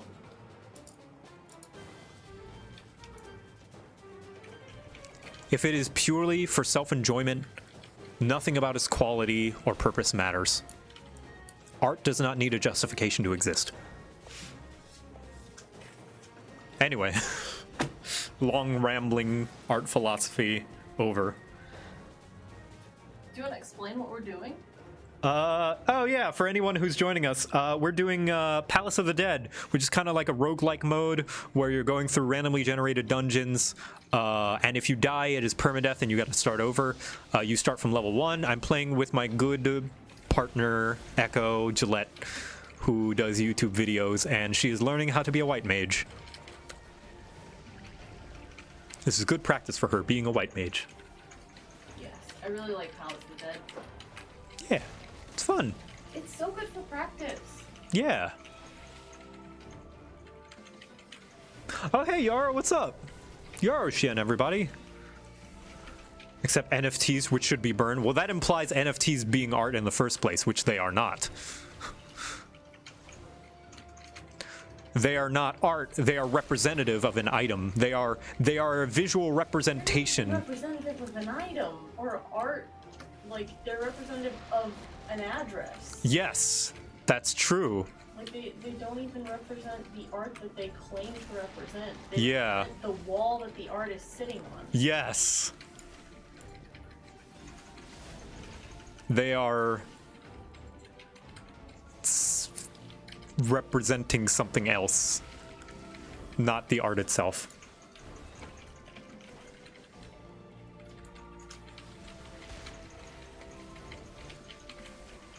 I have yet to choose a healer class. They're fun. They can be fun. Highly recommend the 2 starter healers though, because they're very straightforward. Even Scholar, which some people are intimidated by because they're like, oh man, shields are different. I don't understand how to use shields, but it's just like, it's super easy. You put a shield on a guy and then you just start DPSing. It's proactive healing. Is White Mage a starter healer? It is, yes. Nice. White Mage I would consider as the reactive healer because you heal once people are hurt. And they do have a little bit of shields and regen and stuff, but Scholar is more, you put a shield on them, which is like extra HP, and a special thing that like automatically heals them when they reach a certain amount of health. Like it automatically procs. So they're more a proactive healer. So they're preventing the damage in the first place. So that they can DPS. And make the fights go faster. In fact, for the longest time, people joked that Scholar is green DPS. Which it kind of still feels like when you play it. Ow. Oh, my boy. Oh, Thank you. Especially considering you have a fairy that does a lot of the healing for you, you know, automatically. Like, you barely need to stop DPSing. You're DPSing, and then you can press the fairy button off your cooldown. Off global cooldown.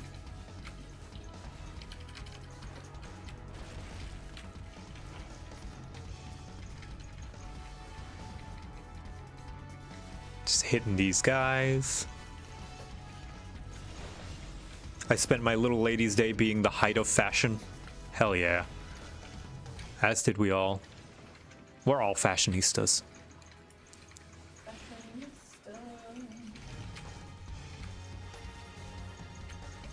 Let's get this one since the key is here.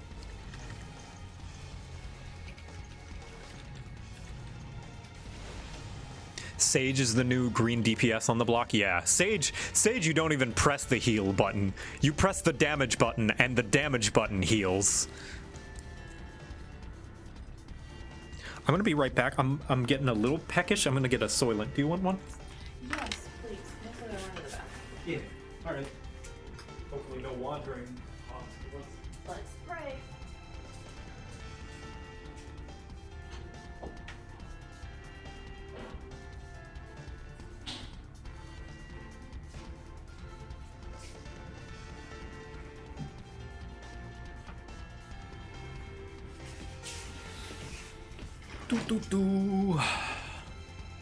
You only press the OGCD heal button on Sage. Sage Red Mage main. I can confirm that I'm using the basic bitch diagnosis. Something is going very wrong. Yeah.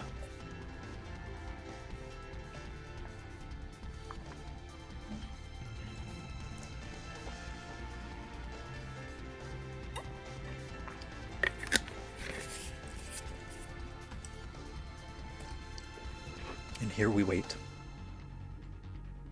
As a bard, I love astrologians. Oh, yeah. I mean, I really like any of the classes that buff. That's why I really like playing bard, and I'm so glad that they buffed bards buffs to extend to the bard itself, so that you get your own buffs, and also the super buff that you play at the end, the finale. I really like that. Take your time. I will simply admire your beautiful body.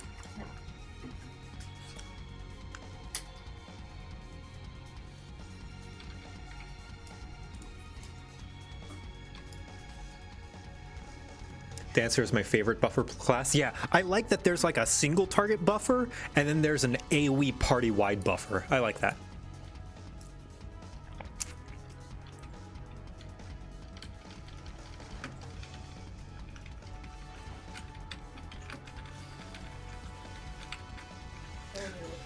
No, because that one has the cone. You only have to look away if you're in the cone.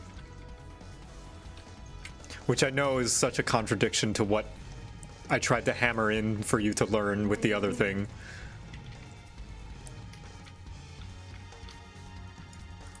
But... Ow.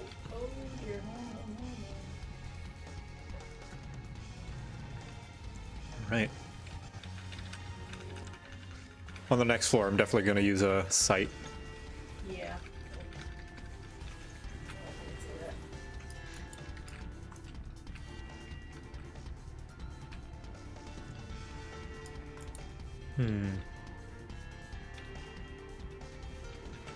Hello, Tortle. So one of the reasons that I ended up showing Joe Zima Blue rather than all of the shorts that are in Love, Death, and Robots is because Zima Blue for me is the best example I've ever seen of animation used with adult themes. It's something that like a kid could potentially watch it and understand some of the themes, but it's a very complex story. And so it's something that I would say isn't for kids, not because it's gory, not because there's nudity, not because there's anything that most people would associate with adult content. It's just too high concept for kids to understand. High concept animation. Yeah. Animated short.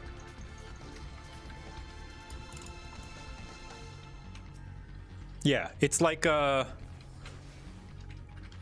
movie about politics would not be for kids, even if it's rated PG, because kids wouldn't understand how politics work.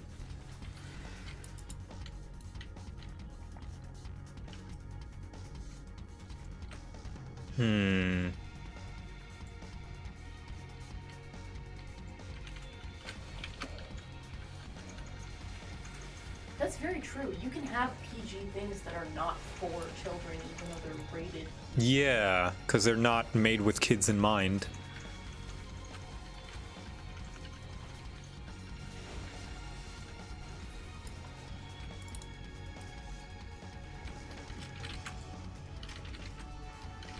Like, I think, the movie... What is it? What's that one Ben Stiller movie where he thinks he's having adventures in his mind, but then it goes back to reality and he's like, his life is actually boring and he pretends... The Life of Walter Mitty or something? Yes, The Life of Walter Mitty. Something The Life of Walter Mitty. Ishgardian Pikeman, who's this guy? Some guy we killed? Yeah, so supposedly whenever you see a person, they're supposed to be an NPC. Oh, I think this is the guy that stole the Chocobo egg in the Gridania starting quest. The Secret Life of Walter Mitty, yes. Basically, he keeps imagining himself in more interesting and exciting scenarios than what turn out to be. And eventually, he actually does go on a real adventure and does exciting things himself for real. And it's just a nice journey of this man just coming to realization that he can do more and he can go on an adventure, and just like a journey of self-confidence and purpose, you know. And I would say that would kind of be a, maybe not a boring movie for kids, but just kind of one that they wouldn't get, right? And they would probably really have a lot of fun with all the fake imagination scenes, but it's not made for kids.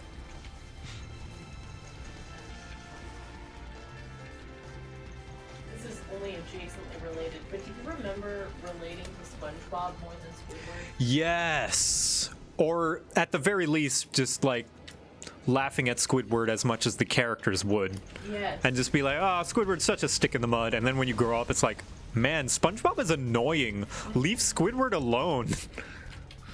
He works And at a fast food restaurant. Yeah, I relate with Squidward. He's tired of everyone's shit. And why wouldn't he be?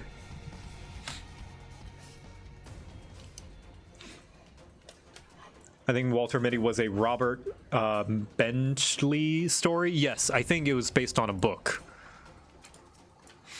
That movie was based on a book. Oh, what's that one? It's a serious role with, oh god, who's the guy who played Elf? The comedian. Yeah, Elf. Will Ferrell. Will Ferrell. It's a serious one. It's one of the serious roles, but he has a narrator and he starts hearing the narrator. Oh. It's just about a guy living a very boring life, but then he starts hearing the narrator. And it's like a whole thing. Because the narrator's like, he's going to die. And he's just like, what? What's going on? And so he just goes on this mission to find the narrator. Oh. Wait, I think I have heard of this somewhere. Chat, do you know what she's talking about? Stranger Than Fiction? Stranger Than Fiction, yes. I think that is what it's called. But that's another one where it's like, I wouldn't be surprised if there's nothing really, like, quote-unquote adult, but it is adult themes that would Right. not Whoops. necessarily be relatable for children. Oops, I did not get out of that. Can I say one thing? Can I go on a little mini complain train? Yeah. I am so tired of adult animated movies trying to force in crassness and sex and violence and drugs to show that we're totally adult, guys. The idea that To justify their, yeah, it's like, is this the only reason you wanted to make this show? it's like, why can't it just be adult themes? Yeah, that's why I appreciate, as much as I'll never watch it ever for the same reasons why I won't watch horror movies, I'll never watch BoJack Horseman because I think it'll crush me. Tear you apart. I think- it's an amazing. I don't think even the jokes are not serious. They're all puns. I'm too emotionally fragile to watch BoJack Horseman, but that's why I appreciate it, because it's a show that deals with those adult themes that like doesn't have to rely on violence and sex and swearing. Yeah. Instead, the jokes are like animal puns that are happening in the background, like a mouse cop chasing a cat cop chasing a mouse, and so it's like funny little animal jokes, but they're Thank you. jokes that you don't actually take seriously as comedy. Yeah. in a sense.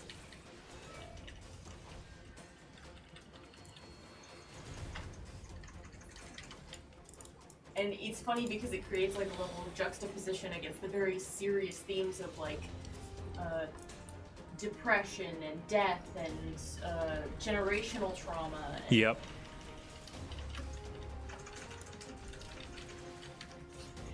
Very much so.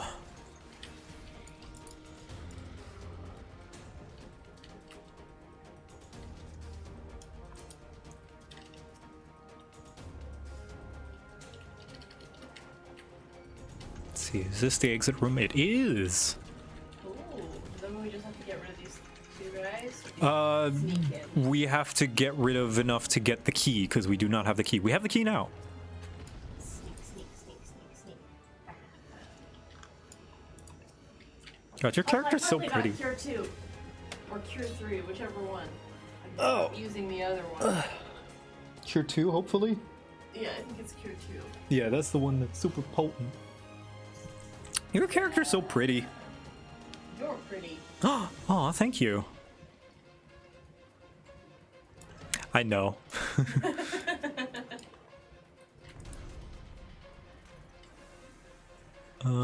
I'm gonna use a steel. I'm gonna use a strength. Okie dokie. So we got 3.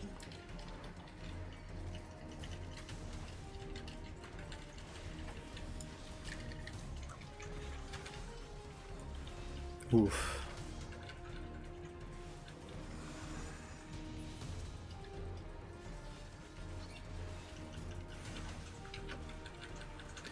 If I remember correctly, you get job skills in House of the Dead and Heaven on High even when not done the job quest. Oh, is that true? If that's true, then I really do want to go through with Warrior, because right now I've been wanting to go through it with Warrior for Echo, but she only has Marauder. She hasn't unlocked Warrior yet. Wait, so what did they say? So they're saying you don't have to have unlocked the job to get the job skills in Palace of the Dead. So we could practice your tanking with Warrior. Hold on. Wait, you still need the job? Oh god, I just aggroed everything. I'm gonna need you to help keep me alive. I was doing a different thing. Please help. Please help. You're really far away and I don't know where you are. Okay. Hello. Just spam cures. Spam cures. Wrong finger. Wait, you still need the job? No, I was. No. I'm acting chat. Okay. So, okay, so you do need the job stone. Okay, all right. That's what I meant. Is like you still need the job stone. So we still need to level her up to 30 and get the job. I know you don't need the skills because you can come in here at level 1. The job quests do not lock out the skills. Okay. Otherwise, you're just leveling Marauder. Okay, yeah, that's what I thought. Okay. Never mind then. So I was correct. So she still needs to reach level 30 and become a Marauder. She can't just be a Marauder and get the Warrior skills. You know what else I finally have? What do you have? Vision. Nice! Hey, Finally sweet. Put heals on you and then go about my business. Ah, this is sucky positioning. We don't have to fight these guys, So we need to get them. but we need... away. Yeah, because they're gonna aggro onto us when we get close. Hopefully they look the other way. Can I get this treasure pepper? Yes. Alright, come before the Spriggan turns around. Oh. Ow.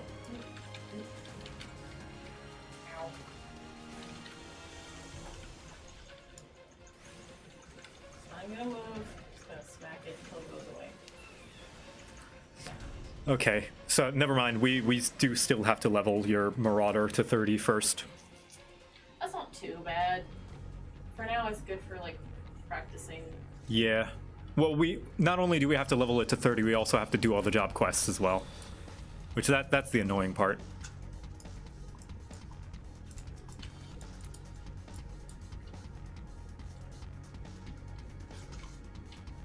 Hey, look, the owl. Our favorite enemy. Gosh. Alright, let's just kill him quickly. I have a stun, so I'll be able to stun him when he does the thing. Put a regen on you just in case, 'cause- Here we go. Yeah, for those who don't know in the chat, this owl, whenever you see that casting bar where he goes chirp, chirp paralyzes or sleeps you. It puts you to sleep, which is fine for the tank who gets hit and immediately woken up. Not fine if for everybody else, i.e. the healer, who is asleep and can't do anything until it's over. It's pretty sucky. Pretty sucky.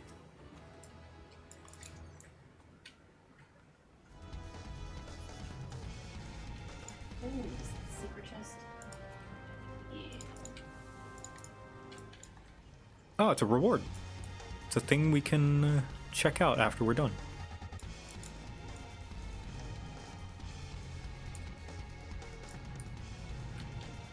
Alright, so we have the key room. We just need to get the key by killing dudes.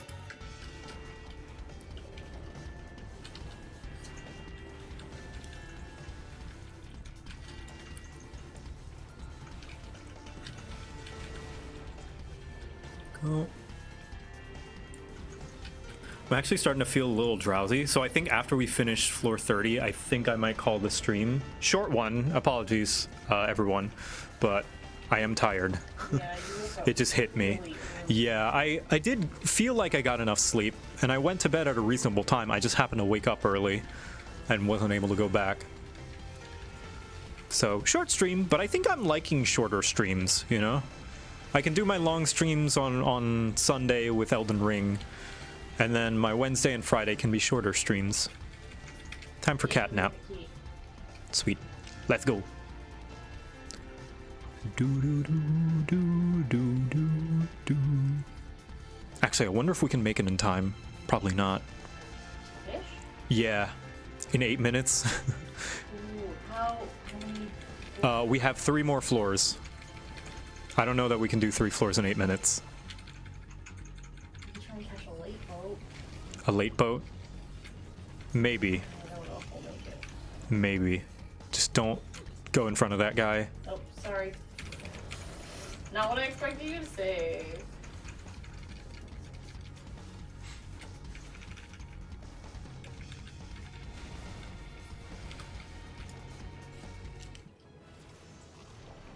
If you haul ass, you could just about. Maybe. Because we still have to teleport to Limsa. Because right now we're not in Limsa.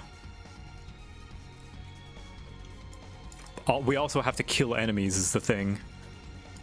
I'm gonna get this trigger. Okay. That is not the key room. Let's find the key room. The sooner we find the key room, sooner we can make it. Okay, key room is here. We need to kill some dudes. There's only one dude in here. I'm gonna just throw my shield and damage him while I pull him to the next room and a kite him so that I'm dealing damage while we walk.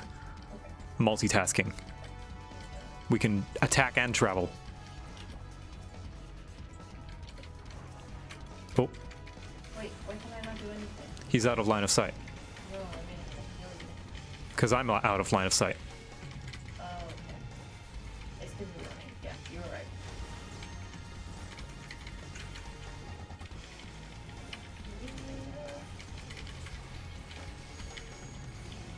Yeah, ocean fishing. Ocean fishing happens every odd hour. Because I'm feeling saving. Yeah, it used to be every even hour, and then we missed one by an hour because we thought it was still on the even hour.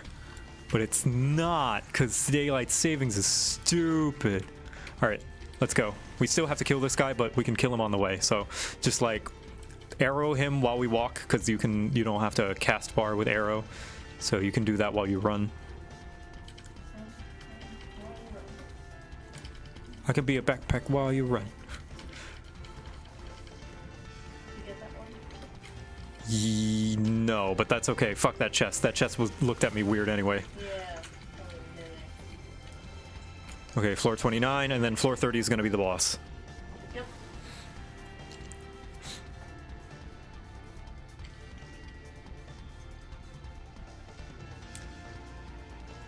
Pop a rage for this floor? Why not? Yeah, do it. I'm a manticore. Mrrr. Fuck you, owl. Fuck you, box. Fuck you, other box.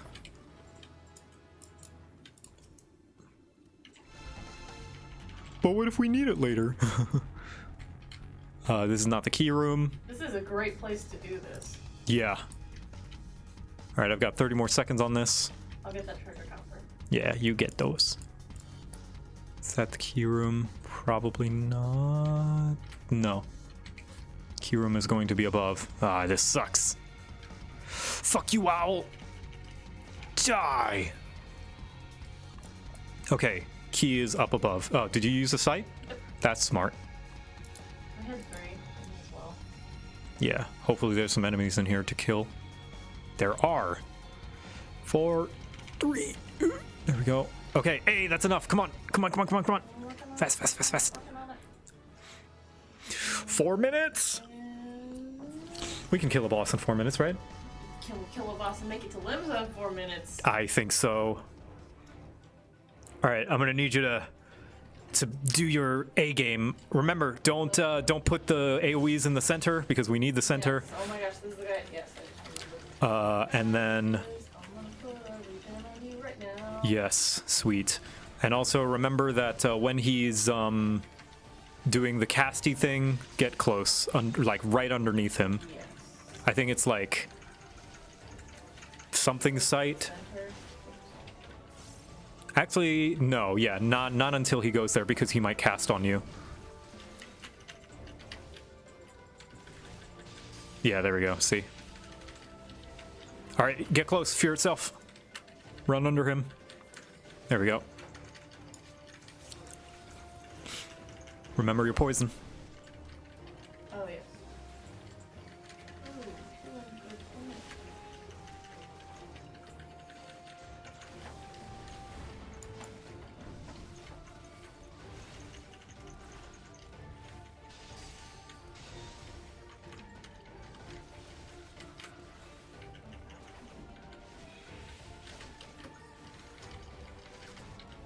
Remember, you can cast while you run.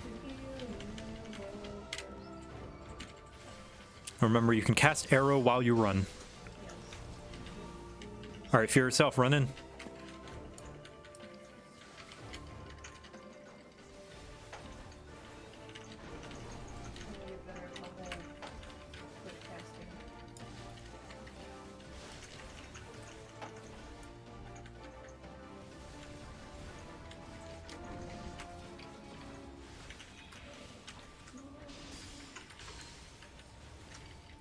You're doing fantastic.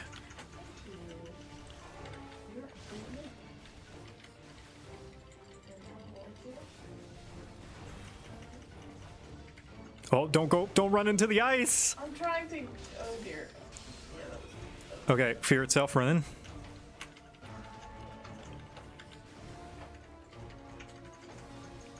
I don't know that we're gonna make it. We'll try, though. We can try, I believe in us. We can try.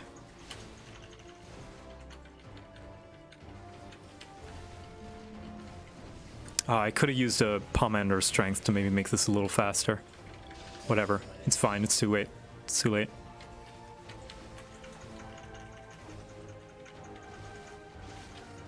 It won't let you use.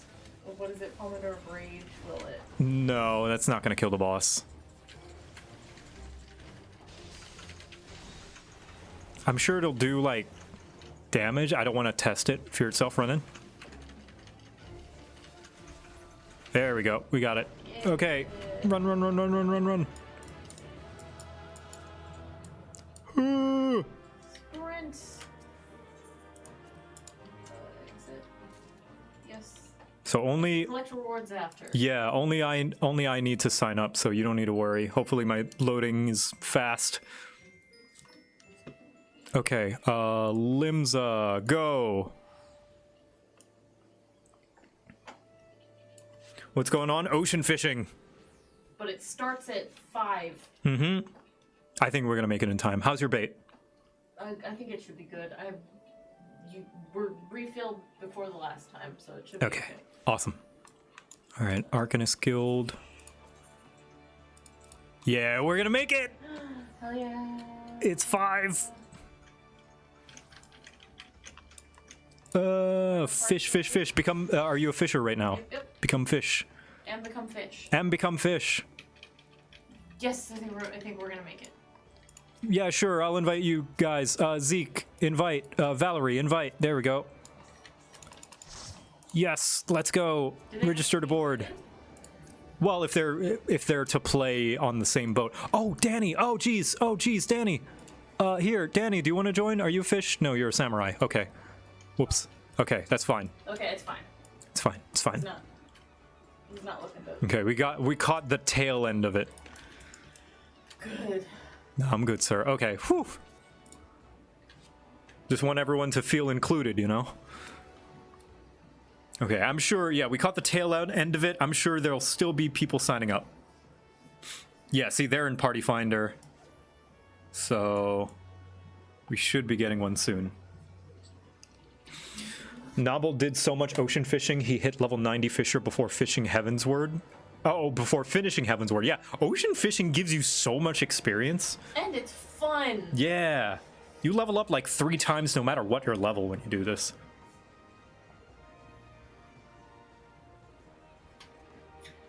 Not even tail end, it just opened. You'd be surprised how quickly people sign up and go.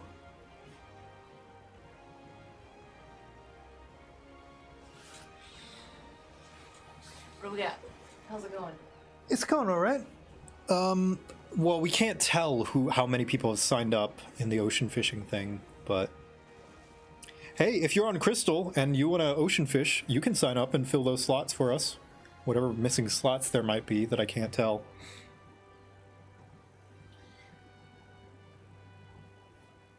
There's a thing I was going to mention.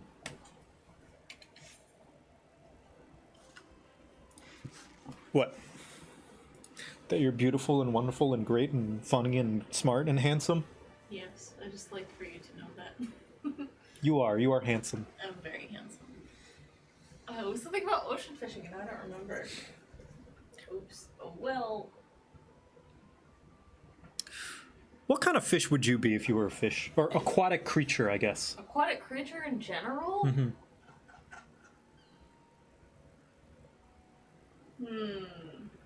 I would like to be more of a predator than a prey animal, I think.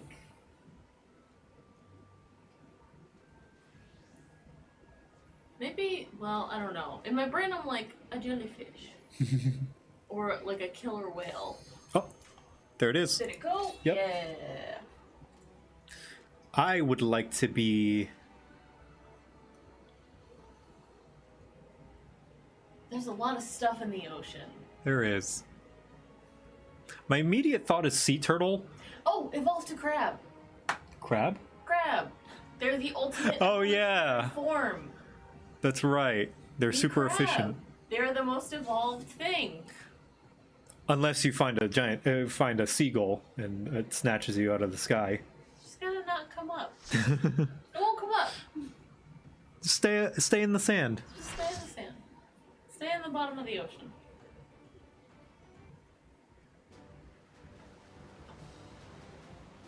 Crab is the ultimate evolutionary form. At first I was like, I'd like to be a sea turtle, but like the first minutes of a sea turtle's life are like the most dangerous and they can just die then and there. Yeah. So probably not. But that. there's also like there's parties where people will go and like make sure that all of the sea turtles get to the sea. Like that's like a human thing that happens now because there's like such a, I don't want to say low chance of it happening, but they have such an issue. First one up is apparently ragworm. Okay, cool. Where are you? One with fish next to you. There you are. Yeah, there's like whole groups of people who will watch the sea turtles hatch and then make sure as many of them get to the ocean as they can. Yeah, but I'm not gonna rely on that chance. Yeah. Because it is a chance. I want something guaranteed. Maybe like a dolphin? Dolphins are very good aquatic mammals. Yeah, and they don't need to worry. Do dolphins have a natural predator? Because I don't think they do. I mean, sharks could threaten them, but aren't sharks afraid of dolphins? I wouldn't be surprised because dolphins are really smart. Mm-hmm. I think dolphin would be good. Dolphins are terrifying. Oh, orcas. Yeah, I guess orcas. Yes, that's me, killer whale. I'll keep you as a pet. Aw.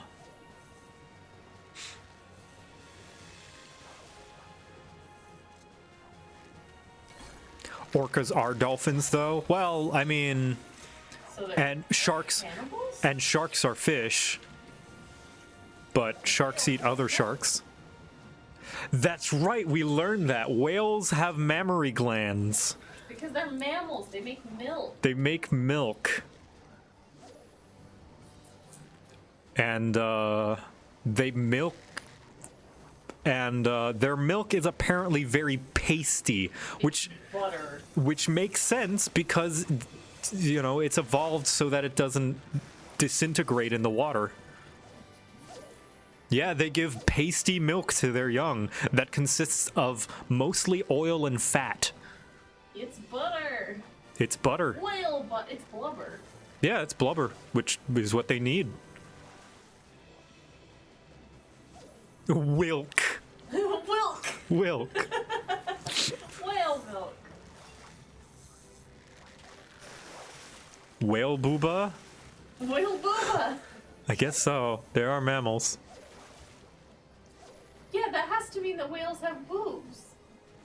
They probably don't look like They boobs, probably but don't look at all like boobs, but they have mammary glands. yeah, so they must have nipples. Wooba. Wooba. Wooba.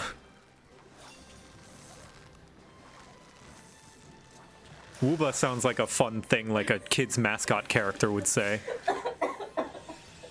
Amazing. In fact, actually, it kind of sounds like the thing that, what is it that that Splatoon characters say? Woomy? Woomy. Wooba. Wooba.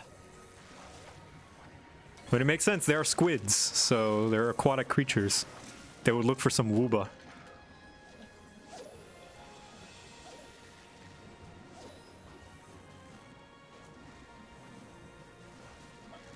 That's right. Whale Lord and Skitty are in the same egg group, which means they can breed.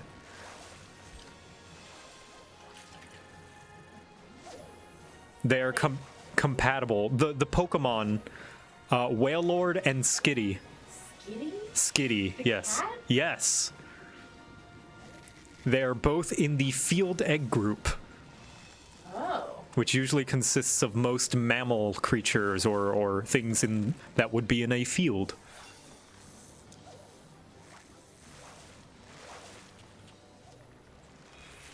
Things like, you know, Rattata, Bidoof, Furret, all those kind of ground creatures, are a lot of those are in the field egg group. I think it's probably the most populated egg group as well. Muck and Gardevoir can mate. Yes, Gardevoir is not in the humanoid egg group. Gardevoir are in the kind of like weird shape creature egg group. The like formless egg group. Like Muck and like the fetus Pokemon from Gen 5. Chandelure, yeah. Wheezing. Amorphous, that's the term. So what's nose pass? Nose pass? I don't know. I guess the mineral egg group, I would assume. That's where a lot of rock types are.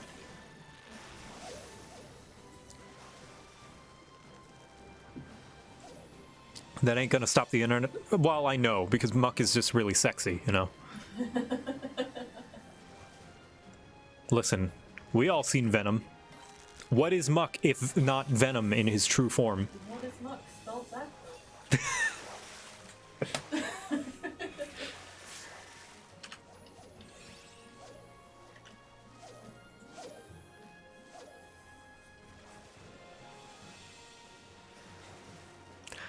Thank you, Rocker Hulan. Thank you for spelling it out for us. Did someone really? Yeah. That's such amazing. Muck spelled backwards is cum. Very good. Yes, it is. Amazing. Oh, wait, where's my cum button? Oh, there it is. What is Muck spelled backwards? There it is. Amazing.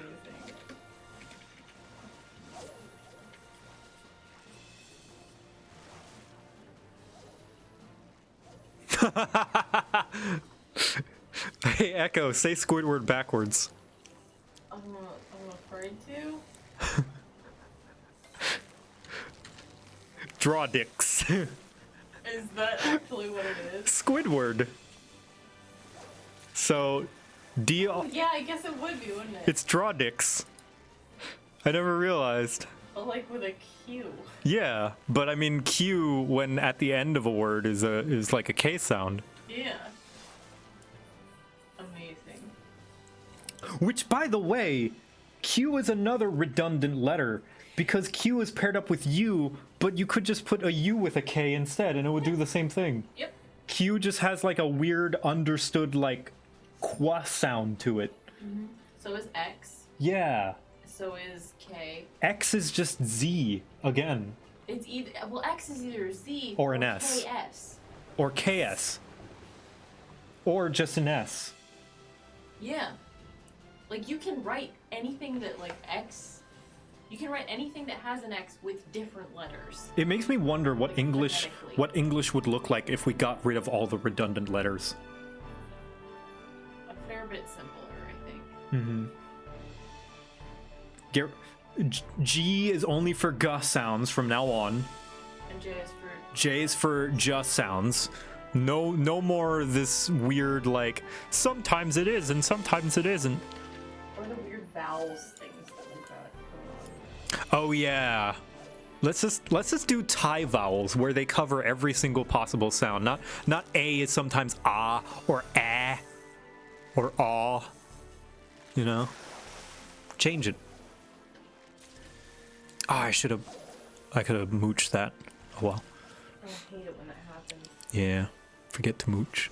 I am doing Garbo. Same. I am at 5, like not even 500. I think I need to change my bait. Let's try a different bait. Unable to change it this time. Gotta change it this time. I'm gonna change to Krill, because Krill is tried and true, and that's also what Valerie said. And I listen to Valerie. Valerie is smart. Thank you, Valerie. I don't know if she's listening. Probably. She tunes into the stream a lot. Thank you, Valerie.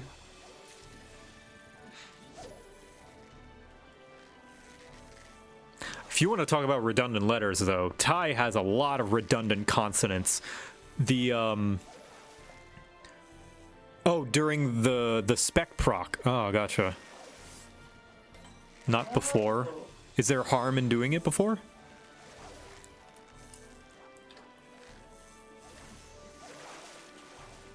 I mean, krill is for catching crabs, right? I do want to catch crabs.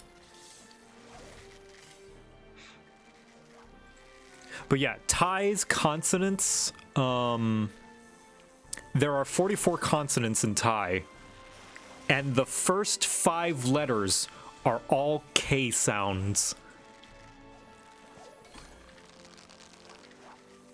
It is ridiculous.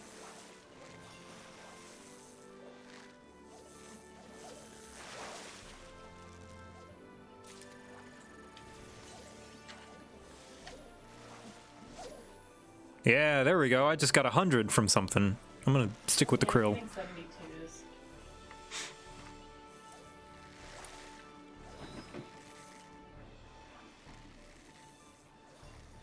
How is it spelled? Gawkai is the first letter. It's so they say the sound of the letter and then they say a word associated with. So gawkai is gaw chicken. Gai is the word for chicken. Not gai. If you say it flat like that, that means far away. You have to say gai, like low. Gai.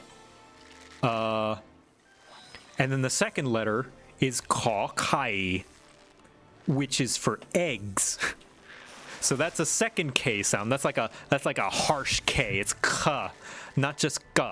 Which, by the way, English doesn't have a g sound. It's like an in between of a K and a G. It's like g. Kaw kai. Kaw quat. That's the third letter, and that's like cup. Quat means like bottle or cup or symbol. And then kaw kwai, which is buffalo. And then kaw kon, which is person. That is gawkai, kawkai, kawkot, kawkwai, kawkon. That is 5 K sounds in a row. Thai is silly. I think language is silly. Language is silly. So many. That happens so often. Wyvern, do you know Thai? Oh my gosh, sawadee krap. สวัสดีครับสวัสดีค่ะ that's another thing. We have like masculine and feminine like polite words. So when you say something, you're supposed to say the polite word at the end of the sentence. So if you say kap, that's for male, and if you say ka, that's for female. Hell yeah. Oh, nice to see another Thai person. I had no idea, Wyvern. That's cool. Does Thai have gendered nouns? Kind of? Like, it's understood that, actually, no, we have gendered things, like pronouns and other grammar stuff. I don't quite remember a lot of Thai grammar, but I do know, like, pom means I, like me, I, first person, and it's often used for male, but chan is often used for female, but it doesn't have to be. Khop kun ka. I love hearing Thai people other than my mom. Yeah!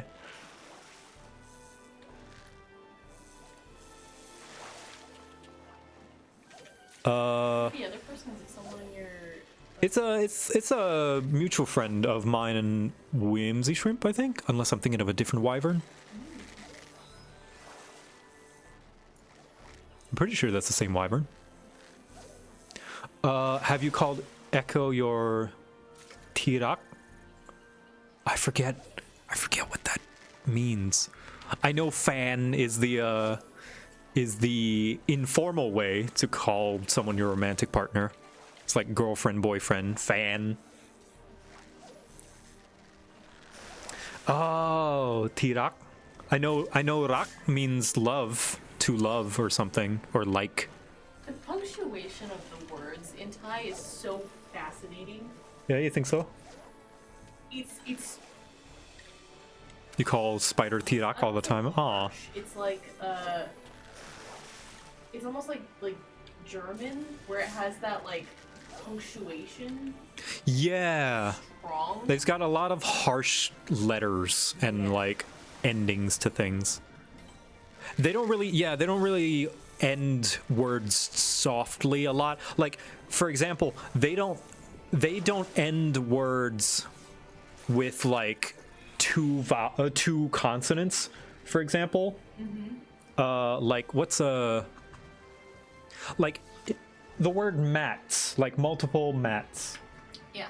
They would say mat without the S, you know, at the end after the T. That's a weird thing that Thai, they'll put the letter there, but then they'll put an accent mark to indicate that it's silent. Huh. So like my friend Max, if you were to say her name in Thai, we would say Mac instead of Max. Thai also doesn't have any R's in it. I think I told you this. Thai has no R. I don't know if you mentioned. They have a rolled R with Ra Lua. Yes, you did tell me this. But when you say it fast and informal, it just sounds like an L sound. Because I was telling you about like how in like Japanese people who speak English will get made fun of for not being able to pronounce L's or R's. Right. Distinctly because they have the same letter for both. Yeah. It's literally not in their language. Yeah, English is the same but opposite because we don't have the letter G. Mm-hmm. So there's also a letter in Japanese that English people or American people have like a difficulty saying. Mm-hmm. Oh yeah, Thai also doesn't have a J. They've got a hard J, like a very punctual J. Ja, Jan. It's like there's an invisible T in front of it. Ja. They don't have a ja sound. Also, finally. Oh, I know, we didn't have any spectral events. Yeah, no, we didn't. This is our first one. We got dolphins at one point, but that was it. Ja, Jan. Cha-cham. We have ngongu, which is the NG sound in English, but we can start words with it. It sounds like cha. Well, that's a different letter. Cha-chan and cha-cham. Notice how it's like slightly different. Cha-cham, cha-chan. It's like a little harsher. Yeah, NG is awkward and I love it. Yeah, ngongu, which is the word for snake. Yeah, Thai is very complicated.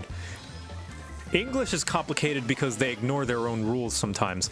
Thai is complicated because they have too many gosh darn letters and rules, and those rules get ignored. Because English is a Frankenstein language, so it's like some of the rules apply to. It depends on, like the rules apply depending on where the word came from. Right. I think Thai is also a Frankenstein language of like Chinese and like some other stuff that I don't know. All language is complicated. Yeah, I don't think there's a single language that doesn't have stupid stuff in it.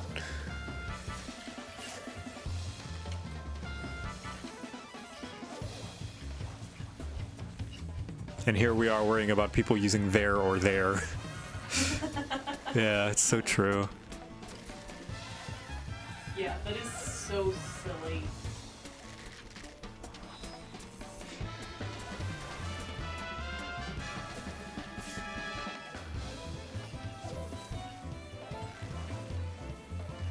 Hmong. Ah, Hmong! Yeah, my native language Hmong is a combination of Chinese, Thai, Laos, and some Japanese. Yeah.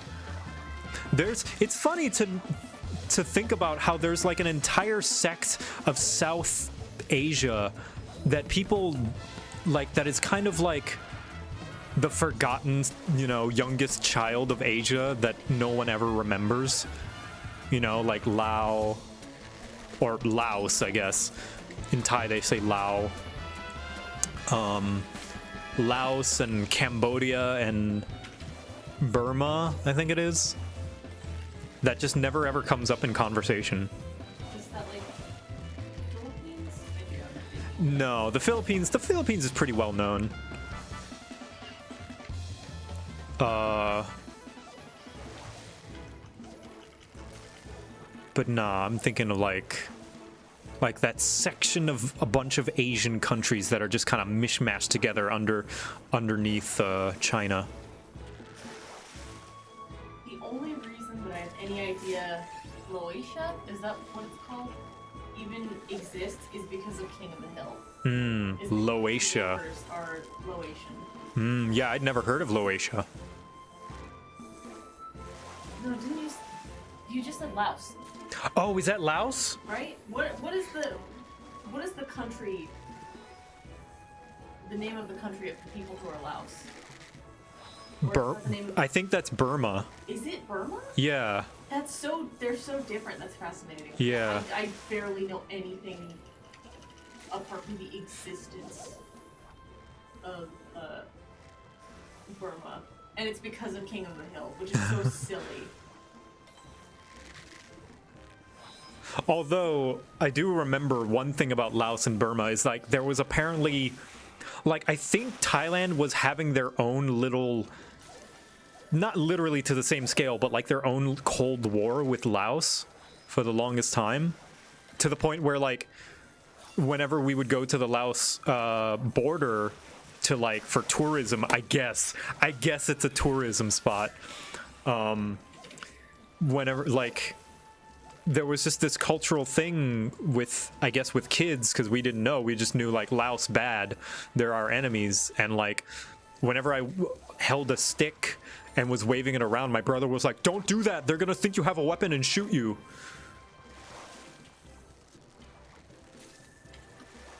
That's so much. Yeah. That's such a scary thing to tell a kid. Yeah. Yeah, my brother wasn't the best. The most I know about Burma comes from that Top Gear special. Yeah. That happened after the Vietnam War, I think. Oh, I wouldn't be surprised. Because Vietnam War was very recent, and we're still noticing the scars of it. think my parents both left Laos and ran to Thailand when they were kids.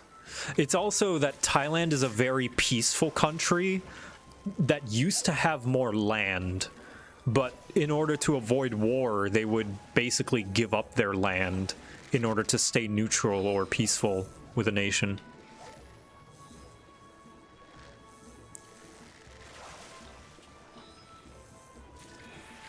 Or at least that is what I have been taught. I have not, like, tried to keep up with my Thai history since I left Thailand. I did so horrible this trip.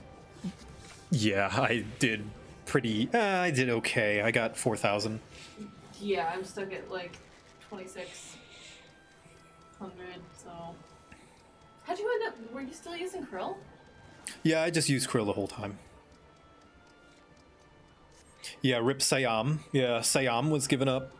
That was a section of Thailand. Oh, look at everybody chilling out. I really like these cutscenes. I love these cutscenes because it's that everyone who's actually on the boat. It's fun because I get to play like I Spy and try and find you. Yeah. I do know Cambodia and Thailand have beef. Yeah, something about those southeastern Asian countries, something about them and Thailand, there's some kind of tension going on, and I don't know. Burma used to be Myanmar. That's right. Myanmar was the other name that they had for it. Oh. Yeah. Oh, Thai street food is the best. Oh my god. We just watched a documentary about. Yeah, about tom yum. Yeah. Mm-hmm. And what's her name's famous not egg, I want to call it an egg roll omelet. Yeah. It's a rolled omelet, so it's an egg roll. Yeah. God, it's so cheap and tasty. Yes. Gosh. Who's the person that I talked to for the turn-ins? The turn-ins? Oh, they are at the Maelstrom Command, which is in the. Oh, wait, no, for the tower. Oh, it's let's see. Because we did get one. thing. Yes. I think Expedition Bishop.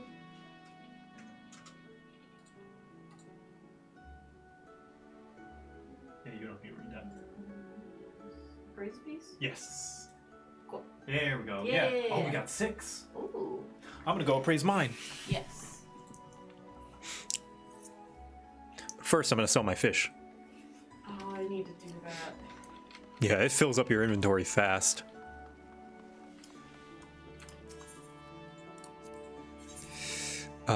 No, don't sell that. That's materia. Sell, sell, sell, sell, sell, sell.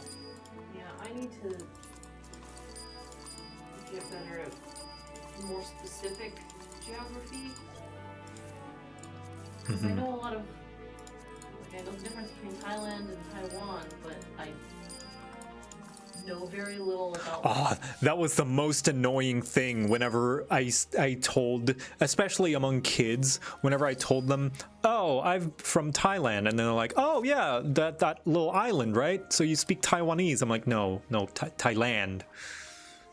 They're like, Taiwan? I'm like, listen to the words that I'm saying, please. I speak Thai. I am half Thai. My mother is of Thai descendants from Thailand. So you're Taiwanese? It's like, Oh, that would be so annoying. Well, that's like when I was growing up, I'm Spanish and Mexican, and a lot of people that confuses a lot of people. yeah. Because it's like I'm like Spanish from Spain, but also like Mexican from Mexico. Yeah. Even though That's Mexican is a mix of Spanish and like native Southern American. yeah. I think that's pretty obvious. Yeah. Because Mexican, although yes, they speak Spanish and originate from Spain, they've become different things now. Yeah. How the hell do people equate Thailand with Taiwan? Because they both start with Thai. Therefore, they must be the same.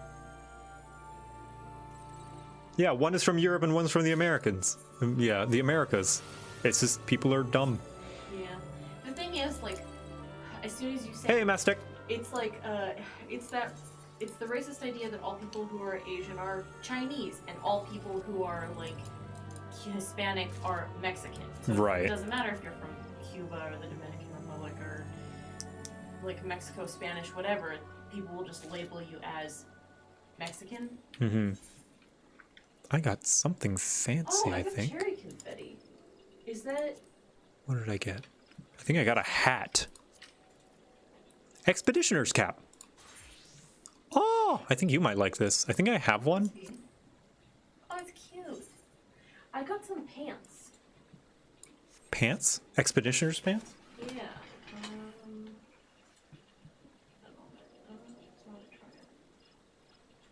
Oh, yeah. They're cute. They're very shiny though. Very shiny. They I wonder look if you... like plastic. They look like they're from the 70s. I wonder if you dye them, they won't look as shiny. Good. Yeah, they're matte. That's much better. Hmm. Those are cool. Oh, wait, that's right. I want to put on the crown. I didn't put on the crown this whole time. Look at it. I love how crooked it is. It's just sitting on your head. Adorable. Oh, it's so cute. I love that it sits on the side. That's my favorite way to wear like a teeny crown or a teeny hat. Tell me which one you like better. So these are the pants I'm wearing now. Okay, and the poofy. And then these are the ones that I've got. I mean, they look basically the same aside from some details. Yeah, I'm just wondering what one you think. I personally, Like, yeah, I like that one because of the fact that it's slightly more detailed. yeah, I feel like it looks better overall. So Yeah. I think I'm gonna, Plus, it can be serve other purposes too.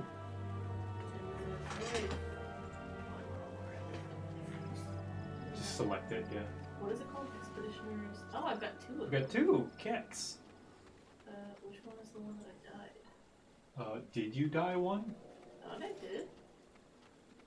Let's close this one. Did you... Wait, click return, yeah. And then hover over them, we can tell. This one, you dyed neither of them. Oh. Well, I thought I did. Oops. Anyway, I think that's a good place for me to call the stream. Yeah. So, yeah, short one again. I think I'm okay with doing shorter streams here on out. Not all my streams have to be like hours and hours long. So I will leave it off here. Look for someone to raid. Thanks for joining me, everybody, for the little ladies' day and a little bit of fishing and a little bit of Pass of the Dead. Echo, though. Echo, Yeah. you're going to be streaming fishing. Later today, well, I want to stream with you, so maybe later. You After you wake up from a nap. you don't need to wait for me. If I do, it'll be, I mean, it has to be in like at least 2 hours and or more from now. So maybe in like 3.5 hours. Either way, at some point today, I'll probably end up streaming fishing. Yeah, you guys I should like watch her. fishing. It's my favorite like mini game. If you want to watch more Final Fantasy XIV casual content, Echo will be streaming later today, fishing.